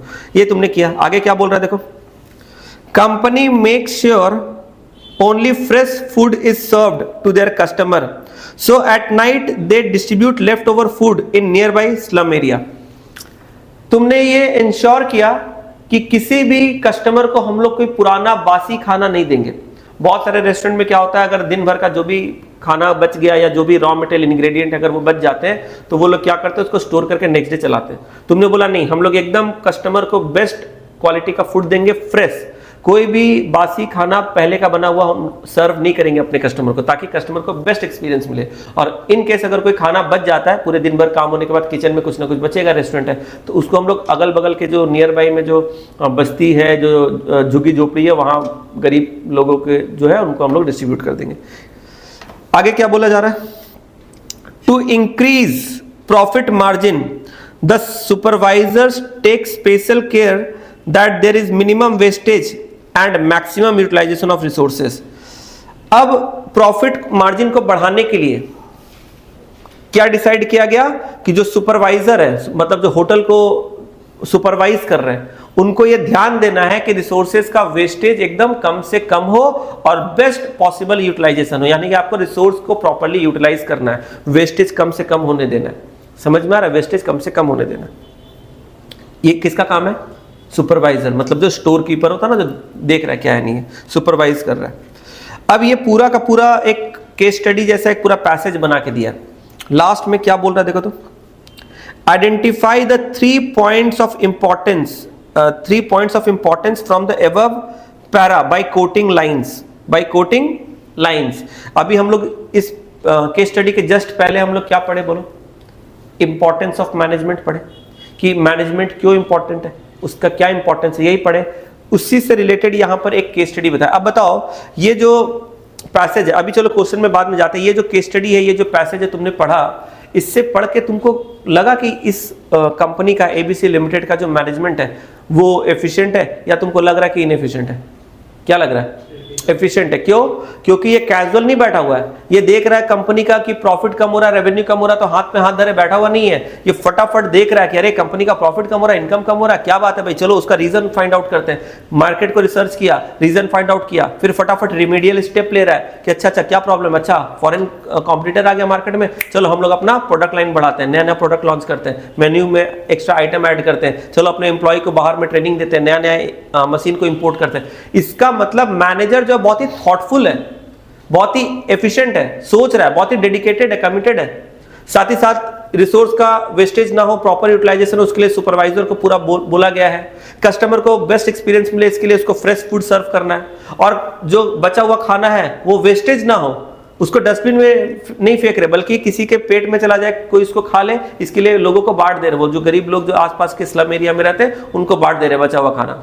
ये सारा चीज कर रहे हैं। इससे पता चल रहा है मैनेजमेंट का अप्रोच क्या है। तो ये पूरा केस स्टडी देखकर इतना तुमको समझ में आ रहा है कि कहीं ना कहीं मैनेजमेंट जो है वो काफी सीरियस है, कंपनी को लेकर, कंपनी के रेवेन्यू, कंपनी के प्रॉफिट, कंपनी के ग्रोथ को लेकर मैनेजमेंट सीरियस है। अगर मैनेजमेंट सीरियस नहीं होता तो बोलता ठीक है, क्या है, कम हो रहा है, इनकम कम हो रहा है, प्रॉफिट कम हो रहा है कम, क्या प्रॉब्लम है। कोई बॉस पूछेगा तो बता देंगे कि सर मार्केट में बहुत कॉम्पिटिशन हो गया है, कस्टमर उधर जा रहे हैं, अब किसी को मोमो खाना पसंद नहीं है, अब पिज़्ज़ा बर्गर सब खा रहे हैं, सभी खा रहे हैं, अब इसमें हम क्या ही कर सकते हैं, कंपटीशन को तो रोक नहीं सकते ना, अब इतना मार्केट ऐसा हो गया, अब कितना ही चलेगा क्या। तो एक्सक्यूज़ देने वाले एक्सक्यूज़ देते रहते हैं, लेकिन जिनको अपना मार्केट बना के चलना है वो हमेशा प्रॉब्लम का सोल्यूशन फाइंड करते हैं। ये मैनेजर कैसा, बोलो एक्सक्यूज़ देने वाला लग रहा है या सोल्यूशन फाइंड करने वाला? सोल्यूशन फाइंड करने वाला, देख के ही समझ में आ रहा है। तो यहाँ पर क्वेश्चन अब ये है पैसेज के बाद, identify 3 point of importance. Management का जो इंपॉर्टेंस है, मैनेजमेंट का जो इंपॉर्टेंस है, इसका 3 पॉइंट बताओ जो आपको इस पैसेज से फील हो रहा है। और सिर्फ पॉइंट नहीं बताना, आपको कोट भी करना है, कौन से लाइन से आपको क्या फील हो रहा है। ठीक है, चलो तो देखो यहां पर आंसर भी इसका दिया हुआ है। The importance highlighted in above para are. अब देखना ध्यान से, फर्स्ट लाइन यहां पर क्या बोल रहा है, managers planned to add new variety of item in their menu. Manager ने डिसाइड किया कि अपने मेन्यू में हम नया आइटम को भी ऐड करेंगे। ऐसा उसने क्यों सोचा? क्योंकि उनको लग रहा है कि अब लोगों का टेस्ट चेंज हो रहा है। तुम समझो ध्यान से, कस्टमर हमारे रेस्टोरेंट को छोड़कर, हमारे आउटलेट में खाना छोड़कर, जो न्यू ब्रांड्स आए हैं, फॉरेन कंपनीज आई है, नए नए आउटलेट्स उन्होंने आसपास में खोल दिए हैं, लोग हमारे पास से छोड़कर वहां पर शिफ्ट हो रहे हैं, वहां पर जा रहे हैं। यानी अब वो जो हमारे प्रोडक्ट से उनसे बोर हो गए, अब उनको कुछ नया चाहिए, उनका टेस्ट एंड प्रेफरेंस में चेंज आया। हम लोग इकोनॉमिक्स में पढ़ते थे ना, micro economics, taste and preference of the consumer, इसमें चेंज आया। इसके वजह से अब आपका डिमांड कम हो रहा है, प्रोडक्ट का डिमांड कम हो रहा है, सेल कम हो रहा है, प्रॉफिट कम हो रहा है। अब आपको क्या करना है, आपको नया कुछ देना है आपके कस्टमर को, ताकि वापस से वो कस्टमर लौट के आए, उनको कुछ नया ऑफर कीजिए। इसलिए मेन्यू में आपने नया कुछ किया। तो इसका मतलब आपने क्या किया बोलो तो, मैनेजमेंट का कौन सा क्वालिटी आपके अंदर है? मैनेजमेंट का कौन सा क्वालिटी है? Management creates a dynamic organization. You are a dynamic manager. आपको जब दिख रहा है कि मार्केट में चीजें बदल रही है, आपने भी अंदर से अपने अंदर चीजों को बदल दिया। तो मैंने पहले ही बोला था, मार्केट में चीजें बदलती रहती है। Business environment is very dynamic, keeps on changing. आपको भी उन चेंजेस को ऑब्जर्व करना है और उसके अनुसार आपको भी अपने अंदर जो रिक्वायर्ड चेंजेस है उसको अडॉप्ट करना है। तो आपने देखा कि अच्छा लोगों का टेस्ट चेंज हो रहा है, चलो हम लोग भी कुछ नया लेकर आते हैं। समझ में आया? तो इसका मतलब जो मैनेजमेंट है वो क्या है? मैनेजमेंट क्रिएट कर रहा है डायनेमिक ऑर्गेनाइजेशन, यानी कि अपने कंपनी अपने ऑर्गेनाइजेशन को भी वो चेंज कर रहा है according to change in external environment. समझ में आया? तो चलो ये दूसरा 3 लाइन बोला था ना, 3 बोला था ना ऊपर, आइडेंटिफाई 3 पॉइंट्स ऊपर बोला था। अब देखो second, management is sent their efficient employees abroad for training. Management ने अपने कुछ एफिशिएंट एम्प्लॉय को ट्रेनिंग के लिए भेज दिया। इससे क्या समझ में आ रहा है? मैनेजमेंट क्या करना चाह रहा है? मैनेजमेंट अपने एम्प्लॉय के क्वालिटी को भी इंप्रूव करना चाह रहा है, और जब एम्प्लॉय का ट्रेनिंग होगा, एम्प्लॉय और एफिशिएंट बनेगा। तो management help in achieving personal objective, क्योंकि देखो हर एम्प्लॉय भी चाहता है कि हम भी नया नया चीज सीखे, मेरा भी स्किल डेवलप हो, मेरा भी क्वालिटी इंप्रूव हो, है ना। तुम देखो अगर पर्सनल ऑब्जेक्टिव देखोगे तुम, पर्सनल ऑब्जेक्टिव है क्या यहां पर? देखो हाँ,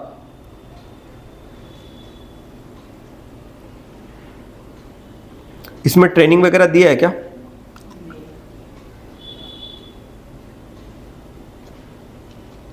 इस पॉइंट पे नहीं लिखा, ऊपर हम लोग पढ़े थे ना। देखो यहां पर देखो, ऑब्जेक्टिव ऑफ मैनेजमेंट दिख रहा है ऊपर, देखो ऑब्जेक्टिव ऑफ मैनेजमेंट दिखा।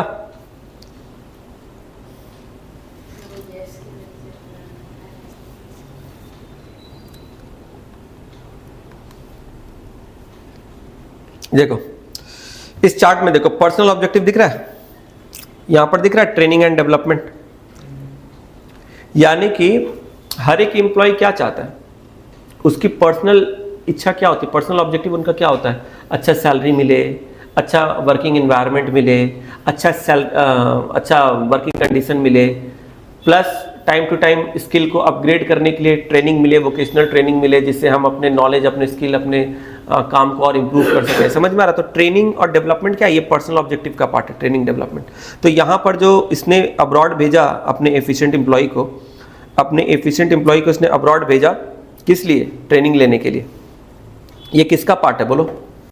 ये पर्सनल ऑब्जेक्टिव का पार्ट है। तो देखो यहाँ पर point number 2, management help in achieving personal objective, क्योंकि आप एम्प्लॉय को अब्रॉड में भेज रहे हो ताकि आप और अच्छे से ट्रेन होके आओ, हमारे आउटलेट में, हमारे बिजनेस में और अच्छा परफॉर्म करो, बेस्ट क्वालिटी फूड आप लोग सर्व करो। समझ में आ रहा है? Next, supervisors to take special care that minimum wastage and maximum utilization of resources.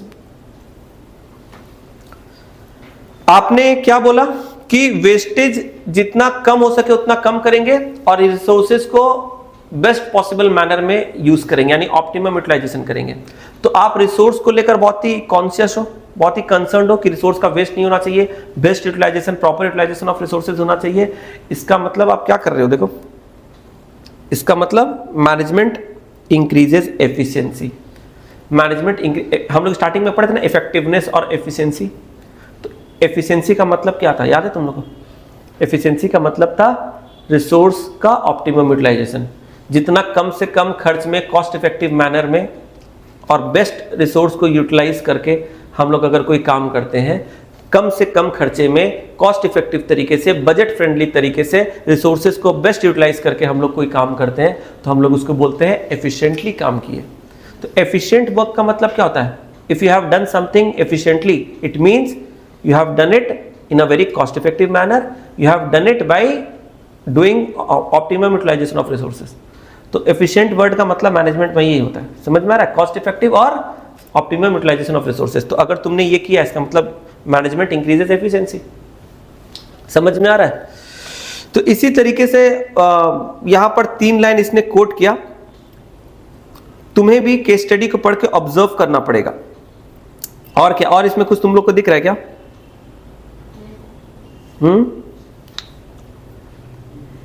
दिमाग लगाओ। अब देखो, एग्जाम में जरूरी नहीं है कि तुमको यहां पर आंसर में जो बोला भाई, तुम एग्जाम में कोई एक केस स्टडी दिया, तुमको वहां पढ़ के खुद से समझना पड़ेगा और आंसर देना पड़ेगा। कुछ चीजें होती है ना जिसका एब्सोल्यूट आंसर नहीं होता है, याद रखना।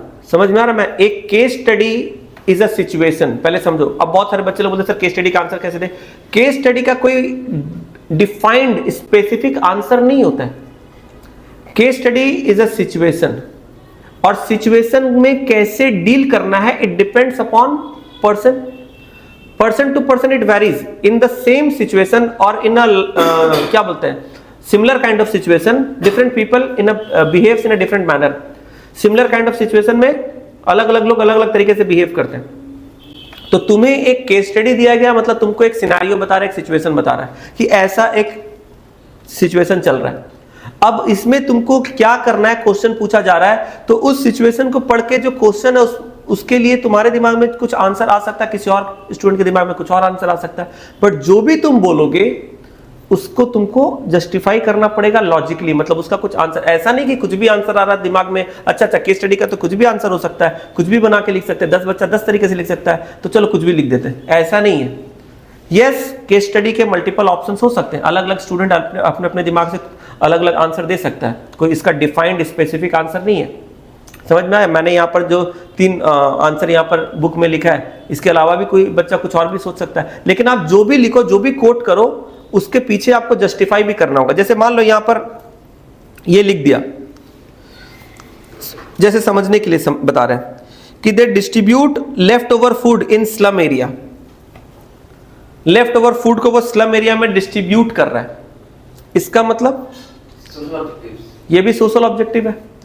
आप वेस्ट नहीं कर रहे हो अपने फूड आइटम को, बल्कि आप क्या कर रहे हो, जो गरीब लोग हैं, जो भूखे लोग हैं, जो स्लम है, आप उनको ऑफर कर रहे हो कि भाई ये हमारा खाना है, ये हमारा बच गया है, आज का दिन ये बिक नहीं पाया, तो चलो आप इसको खा लो, किसी के काम आ जाए, आप उनमें डिस्ट्रीब्यूट करो। तो आप एक चैरिटेबल माइंडसेट रखते हो। जो मैनेजर है वो क्या है, वो कहीं ना कहीं सोसाइटी के प्रति एम्पैथेटिक है। समझ में आ रहा है? तो आपका एक्ट, बिहेवियर, थॉट, अप्रोच वैसा होना चाहिए। समझ में आ रहा है? तो यहां पर देखो, ये जितनी भी चीजें लिखी गई है ना, इसमें से तुम अपने हिसाब से भी कुछ चीजें कर सकते हो। केस स्टडी हमेशा समझना, case study is a situation and you have to analyse the situation properly. उस सिचुएशन को एनालाइज करके तुम्हें क्या लग रहा है, क्या तुम्हारे दिमाग में थॉट आ रहा है, जो भी थॉट आ रहा है तुम लिखो, but with proper justification and logic. ऐसा नहीं कि कुछ भी आ रहा तो कुछ भी लिख दिया, नहीं। तुमको जैसे यहां पर ये लोग 3 लाइन लिखा, वो तीनों लाइन में उसको क्या समझ में आ रहा है, उसका ऊपर में रीजन भी दिया। पहला लाइन है, उसको समझ में आ रहा है मैनेजमेंट क्रिएट्स डायनेमिक ऑर्गेनाइजेशन, ये अपने बुक के लैंग्वेज में लिखा पूरा। तुमको एकदम ऐसा नहीं लिखना, तुम सीधा लिखो मैनेजमेंट इज डायनेमिक, कहानी खत्म। इसी तरीके से दूसरा बोल रहा है management help in achieving personal objective, इसको तुम वैसे लिख सकते हो management helps in achieving personal objective, मतलब पर्सन। तीसरा में लिखता है मैनेजमेंट इंक्रीजेस एफिशिएंसी। तो हर एक बात जो तुम बोलोगे उसको तुमको जस्टिफाई करना है। ठीक है, समझ में आया? तो इसके बाद नेक्स्ट क्या है हम लोग का, नेचर, कंक्लूजन और स्वॉट एनालिसिस। मेरे को लेवल्स ऑफ मैनेजमेंट नेचर के बाद लेवल्स ऑफ मैनेजमेंट।